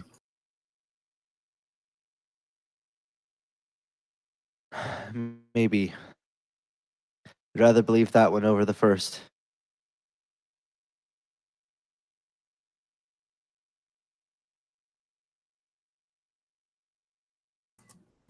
So once the rest of the party has caught up to you, what's the plan? Should I slip out here and just take a quick look around?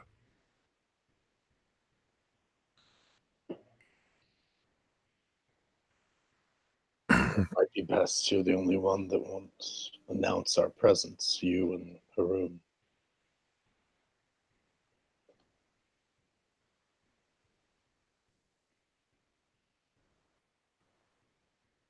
Be careful, Ingvrad will say, and put a hand on your shoulder and cast guidance.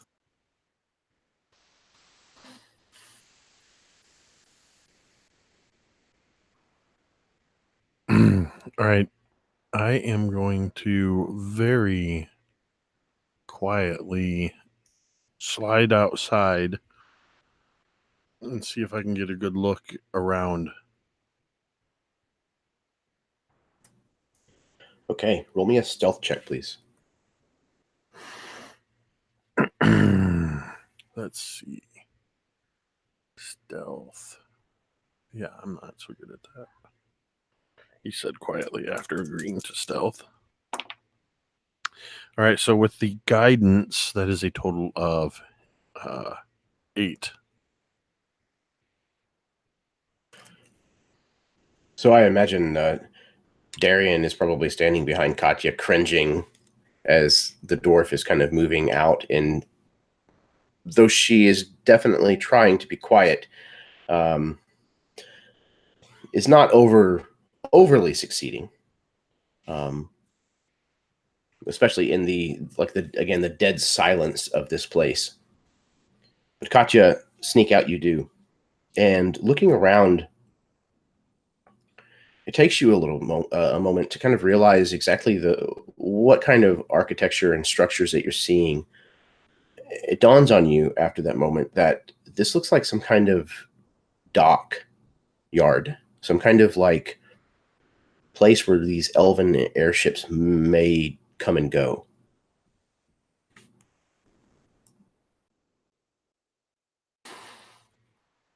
So I imagine as part of that excellent stealth roll, seeing this and sort of putting 2 and 2 together from the last time we were at an airship dock, I just sort of turn around and much louder than I intend to, I just sort of, hey, this looks like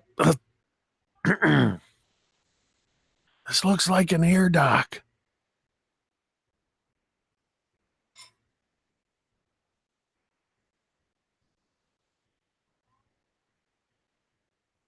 And then I just wait for somebody to come.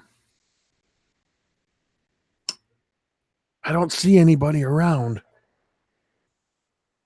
I don't see anybody around, do I? I guess I should have looked for that first. No, you do not. And that's exactly how Katya does it too. I would imagine I don't see anybody around, and then just real quick kind of look around and make sure there actually isn't anybody there. Bastard will come forward and try to unshutter like one ray of the light if he can. Try to get as much of a directed beam as possible, and start to just sort of sweep it across this bay and see if there's anything that stands out to him. So this looks like it comes out like underneath like a bridge or something that leads into this dock area. So it's somewhat tucked away, and you can see on either side of this like short underpass, if you will, that there's lots of these docking ports, these piers and things where these airships would be tethered. But most of the airships here seem to be gone. At least most of the ones that look like they would be bigger airships. There's a few that are still here, smashed around, broken. But you do spot one airship that looks like it was probably untethered, at least partially, before the crash. And it's kind of just gently set down on top of some of the rubble in slightly a list to the side.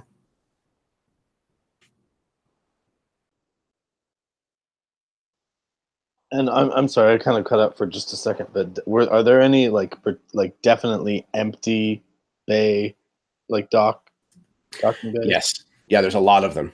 It looks like maybe the majority of the larger ships at the very least are gone. I think this may have been how they got out.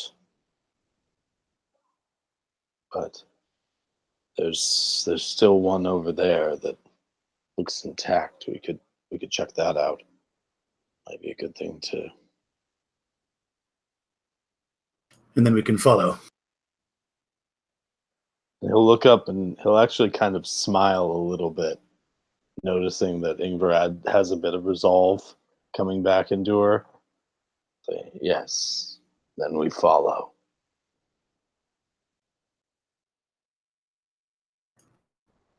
I don't know anything about these machines. And she'll like look down the line, and her eyes will rest on Darian, thinking like if anyone of us knows how to fix it, it'll be him.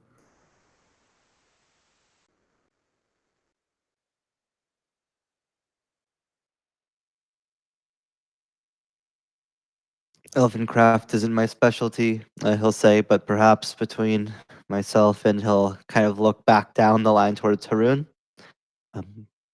Between the two of us, maybe we can figure something out.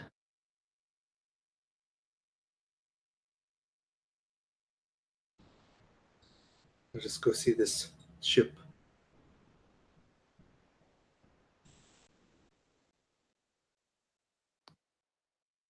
Yeah, Darian will start to make his way over there.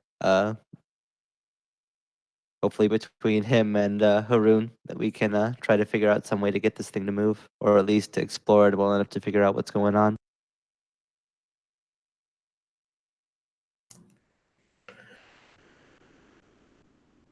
You make your way over to this airship, and like I said, it looks like it was partially untethered. Like it only had 2 moorings left, attaching it to any of the dock at all. And where the rest of the ships were kind of splintered and broken, it looks like this one may have even had like its engine running whenever the crash happened. So it was actually kind of aloft, and that might have actually saved it. However, it looks like the engine has likely run out of ether, and as it did so, it lowered back down onto what was now rubble and came to rest. It does have minor damage, but it looks like it would still be serviceable.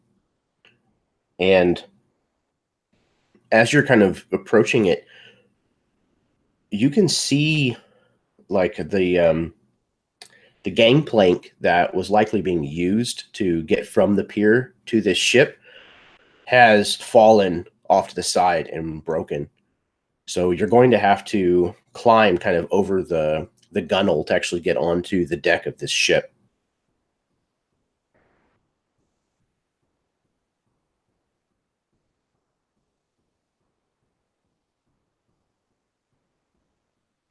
How high is it? It's probably 15 feet off of the rubble beneath it.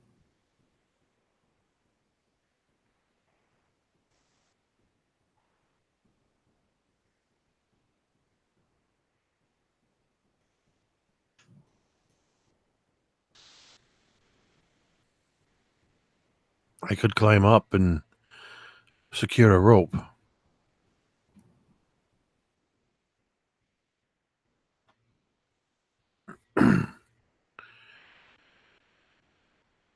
If there are no objections, I will start to climb. Okay. Go ahead and give me that athletics roll. Hopefully it goes smoother than your stealth rolls.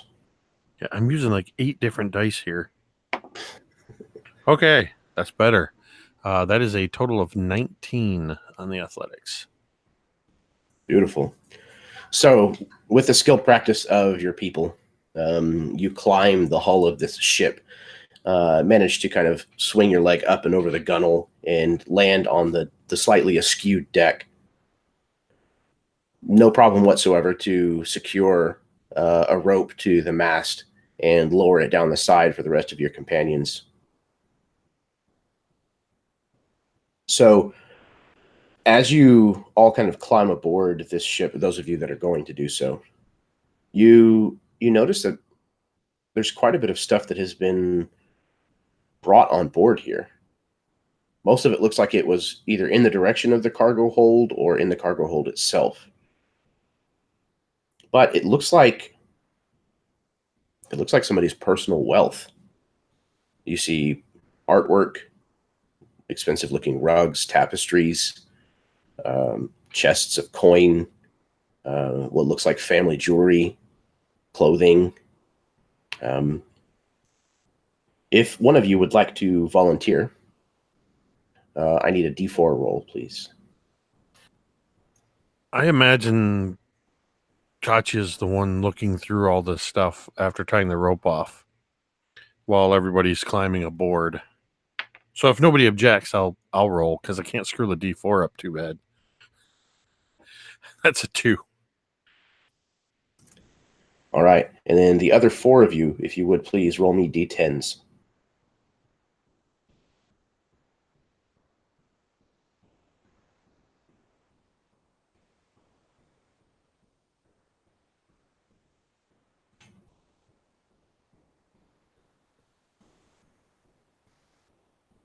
Okay.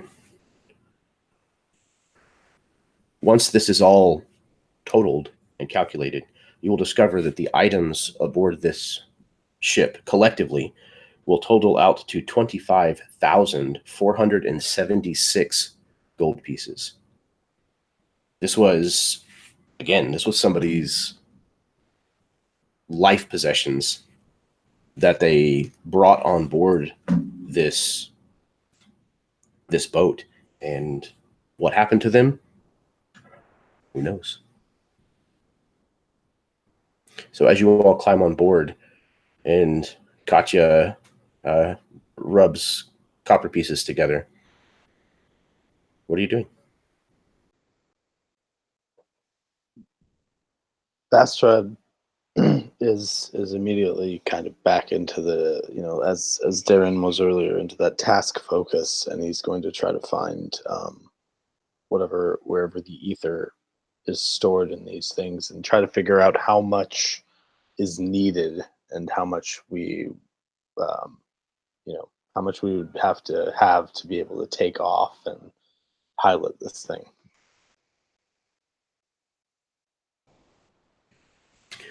So I imagine, excuse me, I imagine the fuel tank, if you will, of this thing is likely this large glass and scrolled brass work tank, similar to the one that you guys ended up sleeping inside of that one night, the one that belonged to the actual city itself that had kind of fallen over on its side. This would be a much smaller version of that. I'm thinking probably the size of probably like a 20-gallon barrel, probably about the same rough size. Is the ether in the vials we have at the same density that it would probably be for fuel, or is it like denser at all? Like, could I unload my vials into this and would it still fill the area because there's a gas, or how does that work? Yeah, it definitely would take. So the vials are denser than what you would need in this tank, but it's probably going to take somewhere in the neighborhood of 20 to 30 vials to probably fill the tank up enough to sustain flight. So Bastrad will start going around to everyone and informing them that he thinks he thinks he might be able to fuel the thing if they're all willing to give up most or all of the ether still in their possession. I've got about 8 because I think yeah, you're carrying. I was carrying the bulk of it. Most You're of carrying Darian's, I think. Yeah, I I think we all got 10. I've got 21 on my character sheet. Jake, you're muted if you're talking. Oh, I said I only have 7 left. I think I gave a couple away. Or I traded. Yeah. Oh, I did trade some. That's where I got my. I shoved one in someone's face and then punched them in the mouth. I will give you all 7 of mine. All right, so we're going to say that it takes 30. So you guys can divide that cost up however you wish amongst what you've got. I'll just give all of mine. I don't want them. And they've just been sitting on my sheet. And I would like to use them for a purpose that is not Darian's addiction. Yeah, we've got 6 left over then. And I'll just hold on to those so that I can refuel if needed.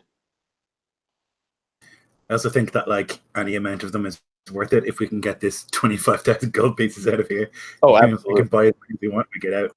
Yeah, whatever we're spending to make this thing work is worth it.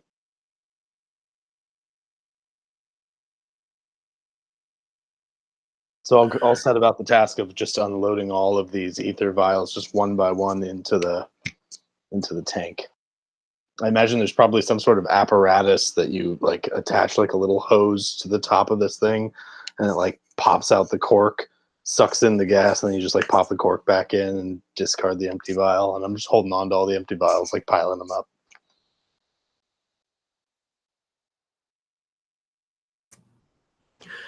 As you've emptied these vials kind of one after the other, you can feel the ship kind of right itself, and it starts to lift off of the rubble, kind of making this scraping, and then it just floats. I didn't think it would start as soon as I put the gas in. Okay. He's kind of trying to steady himself, trying to figure out where the cockpit would be. He's never been on an airship other than the one he was kind of ended up on, but he was destroying that one, so he didn't really find where you drive it from.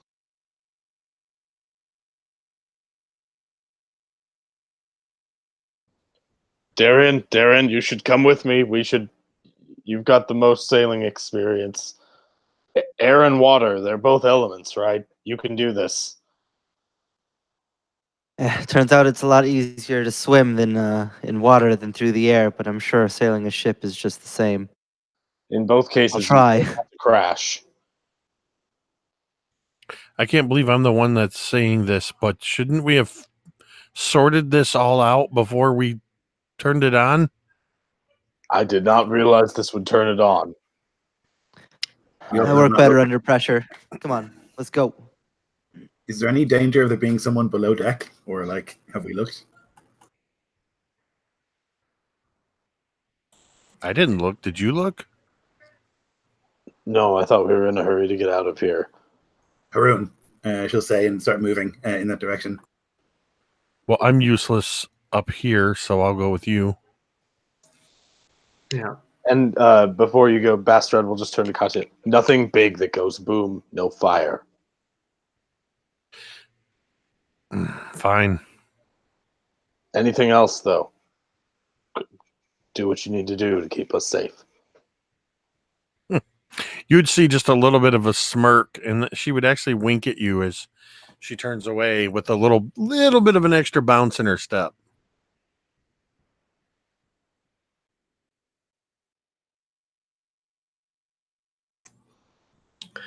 So it doesn't take long to scour the ship and find that it is in fact empty. this treasure that has been brought aboard here is the only thing on board, other than maybe a few meager supplies of food and water. Darian and Haroon, you make your way to the helm. And Darian, you're looking around. It's definitely not the same, but you recognize a lot of the pieces. And it looks like there's at least some similarity between an ocean-going vessel and an air sailing ship. So, I need you to make me some kind of check. Now, normally it's going to be at disadvantage because it is not water vessels, but because Haroon is helping you, you will have advantage. So that washes, and it'll just be a singular roll. Alrighty. What stat does that use? Is that This is probably going to be a wisdom or intelligence, I would say. my wisdom is better, so I'll take that. Oh shit, that's a 19 on the die.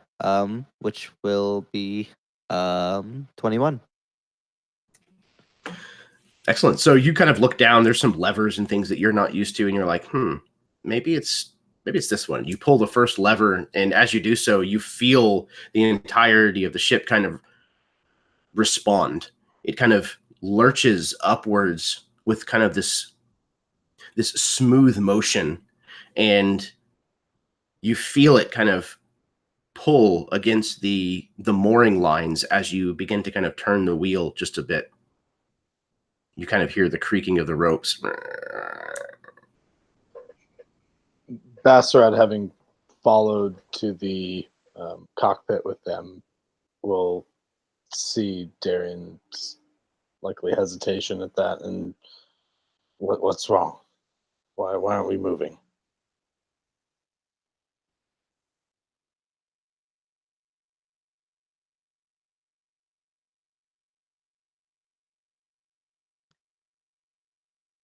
Sorry, I missed that. What are we actually held back by? There's a few mooring lines, ropes that are still kind of tethered to the ship and the pier. And Darian will just shout back, "We're still tied down. If we want to get this thing off the ground, we need a way away from it." I'm on it. And he'll start running back to the deck of the ship to try to find where the lines are and either untie them or cut them.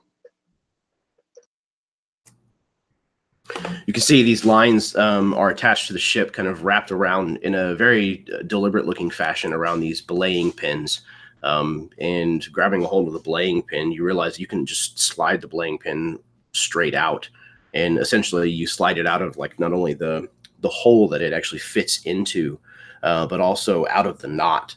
And as you do so, the knot just kind of falls away and releases the mooring line. You're able to put the belaying pin back, and you begin to float upwards. Yeah, I imagine Darian's at the helm and Haroon's kind of trying to man the instrument panel as far as just watching different gauges and stuff.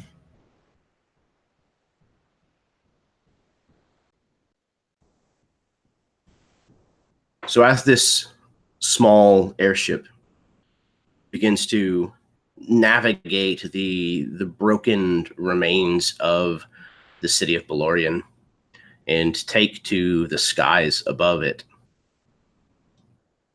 where are you headed?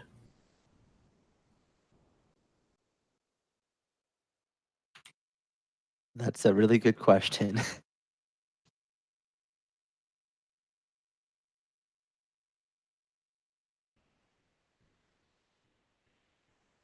Again, I feel like I shouldn't be the one that's saying this, but shouldn't we have figured this out before we started going?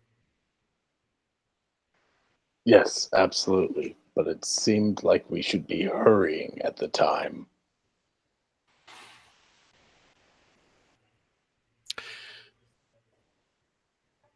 I am glad to be out of that city. That those beasts we encountered. They wouldn't have left us for long. But how do we know where? How do we know where the? I don't even know what it is we're looking for. I'm not 100% clear on this. I know you guys are mad about something, and I know the bones are gone, but nobody's really explained this to me. So, and that's fine. How do we know where they are, where we're going? And I'm literally just looking around at I guess basically the darkness in every direction. I was just about to ask, do we have any lights on this ship? We don't know where they are. We don't know where we're going. But that has been the case for most of the adventures that we have gone on. Thanks to the guidance of the gods that we have ended up where we are. They'll guide us again. Someone has taken the bones of a god, stolen them. This cannot stand. It's important, Katya. Perhaps these ships were all heading to the same place. And Harun would look and just see if there are any maps or navigation charts here out that may indicate a location that these ships, they were leaving here. Maybe they were all meeting somewhere.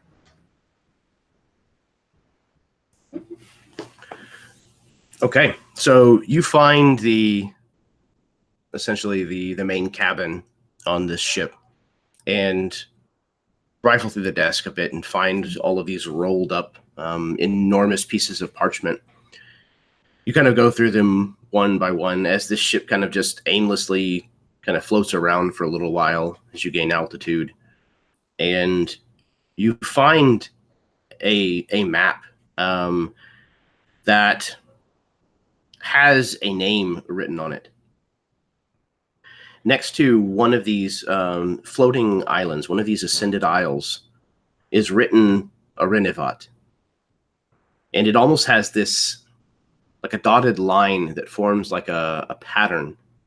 And you would know, Harun, specifically, that this is the course that this particular ascended isle kind of follows throughout the year. And so even if it's not where it is actually depicted on the map, you know that it would be somewhere along that orbit, if you want to call it that, that trajectory. And there are seasonal calculations and things that can be done for kind of determining where along that path it could be at any given time. I believe. Do we know? You go. I was going to say, I believe they were heading towards the island of Arenavat. It is a moving island, but perhaps with these navigational charts we'd be able to predict or be able to determine where it would be. Do we know? I mean, Belorion was a floating island and it fell, right? Do we know if that happened to Arunava? Not that you have heard. This is the first civilized island that you have heard of actually crashing to the ground. Okay. Perhaps they're heading there to plunder it like they did Belorion. Or to deliver the bones. We have to get there before them. We don't know how to fly this thing. And if we do catch them, we don't have a full crew. We don't know how to use the weapons on board. So we have lots of practicing to do. Wait, there's weapons on this thing? And I'm immediately looking for these weapons. Ingrid just guesses.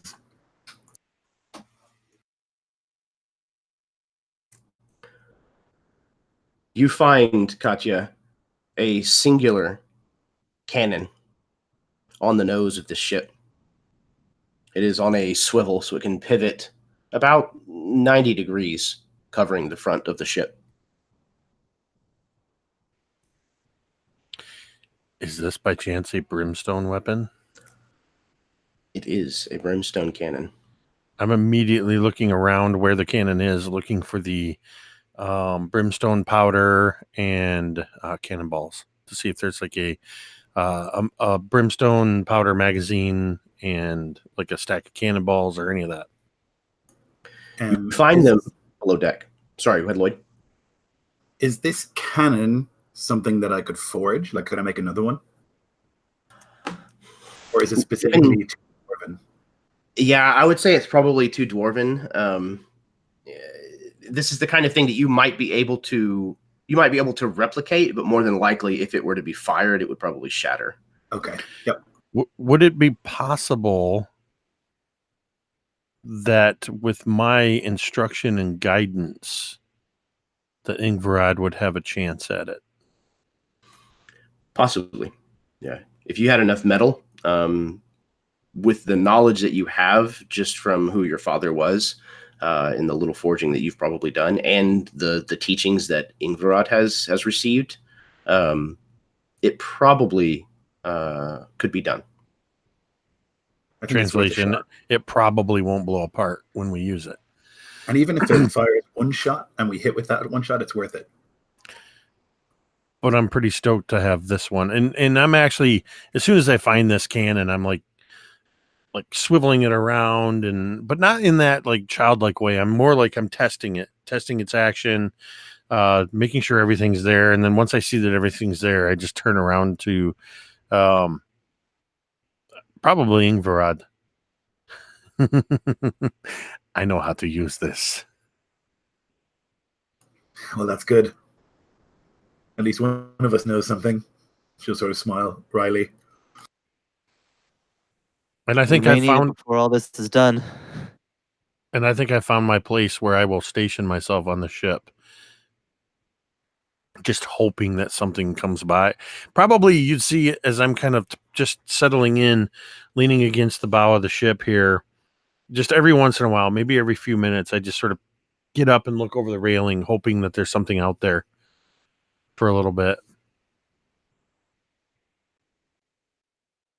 I'll make a note to when we next rest to use my artificer ability to reforge this cannon and make it a magical one, which is like an ability that I have. And in the meantime, I'll just be studying it and like taking measurements and things like that, and seeing like, how I might make the curve, the metal curve and things like that. I'm like studying it as best I can. Jeremy, is this more akin to the smaller rail mounted cannons, or is this like a full on cannon that's just mounted in the front of the boat, the airship? No, this is a fairly small cannon. I would say it probably fires like 4-inch cannonballs. So, I mean, it's definitely not a small weapon, but it's not one of the big, massive things that's going to, blow back whenever you fire it. Is it conceivable that someone with enough strength could carry it? Or is it too heavy? It would probably take 2 people to carry it. Okay. It's pretty fair heavy. enough. I'm just getting a sense because I know there are some of those that are the much smaller that kind of mount on the railing. Yeah, it's not quite that small. But it's not like on wheels. It's not going to blow back. Not like a pirate cannon. Okay. No. It's not quite that big either. It's somewhere in between there. So yeah, I definitely, as Ingvarad, as you're just kind of making notes, I kind of just real quick walk up to it and sort of like, dang it, okay, and accept that it's a little too big to carry around. My dreams of being a cannon wielding dwarf are raised and instantly dashed, but there's always another day, especially once I see if Ingvarad can forge these things. So Is the airship, does it sail through the air with sails? Yes. Yeah. So essentially the ether is kind of more of a buoyancy mechanism, and then it actually uses sails as propulsion. Okay, so we need to learn how to quickly change sails is what we need to do as quickly as possible. So we need to practice that a lot. Because if we're going to fight someone in the sky with this ship, our only hope is like good maneuverability. And I would say that part Darian would probably have down, the science of fairly well. Yeah, I was just gonna say Darian's eyes would probably somewhat light up at that.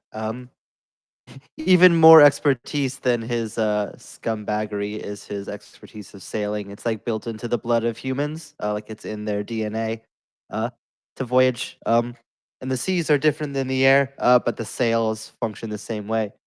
Um, and he would be eager to start like running drills and showing like you move these ropes and pull these here and like shift this like this and get the two people to heave here and pull there and then be able to like as best as he can show how to do it all and then help to kind of get the process more efficient, kind of show some of those shortcuts that you learn only by doing something for like years and years and years of like the little efficiencies you can start to learn. So I imagine, even though it's an airship, sailing at night, they would use some sort of lamp or lamps so that they don't collide into each other. But it's not going to like, it's not like a headlamp. It's not going to like shine out and show you. It's just enough light that if you saw it in the distance, you would say, hey, there's a ship over there. You need to be careful not to like, plow into it with our ship.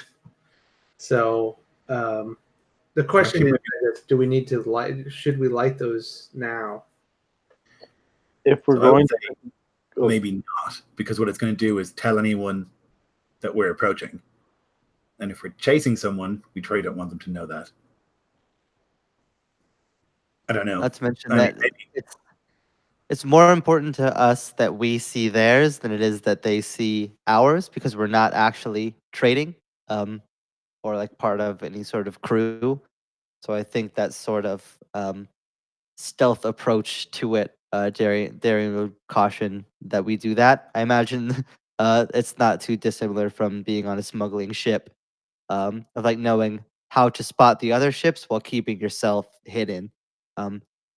and knowing that they would almost certainly use those sorts of lights. We wouldn't need to because we don't want them to see us. But if we can see them, then we can maneuver around them anyways and avoid the collision. Got it.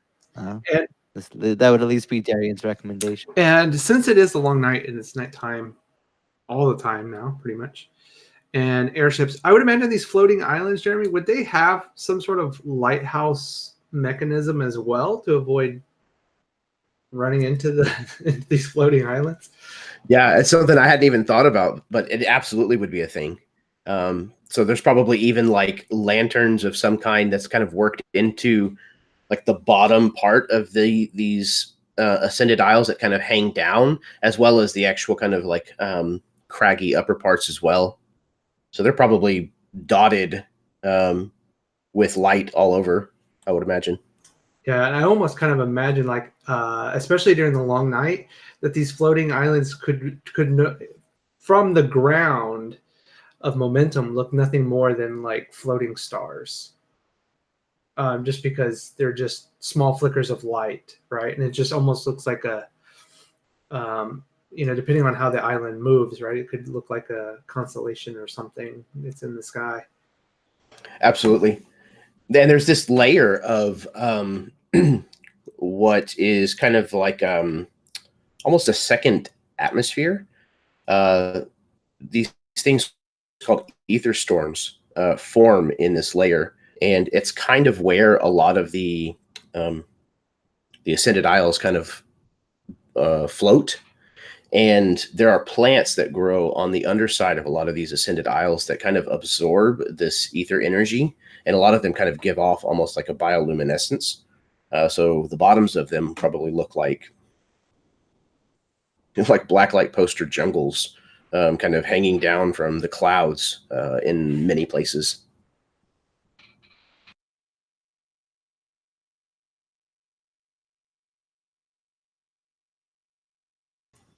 Okay. You all set to task. Learning your place on this small ship. It is small enough that the 5 of you can man it without too much difficulty. You figure out your heading according to these charts. trying to pinpoint where a Renovat will be now during this part of the year, during this long night. And you turn away from the crashed city of Belorion and the martyrdom of harvest and head out into the pitch black. And that is where we're going to end tonight's session. Thank God I didn't almost die again. Or almost kill someone. Not yet. We got an airship. Got an airship. Like $1 billion. 25,000 gold pieces worth of stuff. Holy crap. We got to do some trading. We got to buy some more ether, though, to keep this airship floating. Yeah, you guys found quite a haul. The practical bonekin. We're rich. We need to buy gas. He's not wrong. Yeah, we have just enough gas to make it to the next gas station. And actually, I think was pretty brilliant. Something I don't think even if I was playing a Forge Cleric would have thought about as soon as we found the cannon is to immediately see if it's something you could replicate. I thought that was pretty incredible, Lloyd. Yeah, if they're standard one cannon ships and we have two, then they couldn't expect certain angles of attack and stuff. Yeah. So like, that might be a good thing. And I can actually show people how to use these things. Or at least Excellent. maybe you can learn from it and make a smaller hand cannon. Oh, don't think Katja hasn't already thought of that.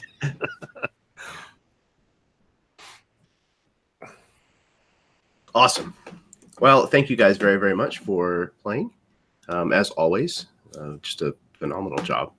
And I apologize again for the crappy internet, at least at the beginning. Looks like it has now smoothed itself out. Yeah, it's been really good for a while. Yeah, good. Good. All right. So thank you, everybody who has tuned in this evening and watched. Thank you for everyone who may be tuning in the future.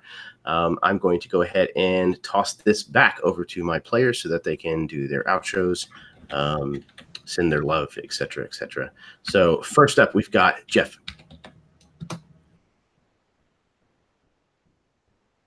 Yes, hello everyone. Jeff from Encounter Balance. Yeah, another great session. It's crazy how much just a single airship can like open up the entire vastness of the world. So it'll be really interesting to see where things go now that we have that sort of access and power. And now thinking about it, the way that the airship is set up, it's kind of a great way to like showcase almost like everybody's skills simultaneously. Like we all have something to do on this ship, which is really cool. And I didn't think about that before we actually got on it. Yeah, excited to see where we go and if we can chase down these people whoever have stolen these bones. And that'll be quite the encounter when we get there, I'm sure. Nah, I'm sure it'll be easy. All right, next up we've got Lloyd. Great as usual. Always a fun game. I loved seeing that someone had stolen a little god, and like trying to figure out how you'd react to that if you believed that god was real. Like, how could that have happened? I think that's some of the most interesting stuff in this game for me is like playing a devout character in a world where like the gods are dead and still trying to maintain faith somehow. I love that. But yeah, great game as always. Thank you. Absolutely, man. And I am really, really thankful that that somebody played a cleric in this setting, so that can be a something that's kind of in the forefront, because it is a huge part of the setting of Momentum. So excellent. All right, next up we have Austin. Like everyone else said, great game as always. I had a great time. The airship is going to be a lot of fun to try to take this momentum and move forward with it.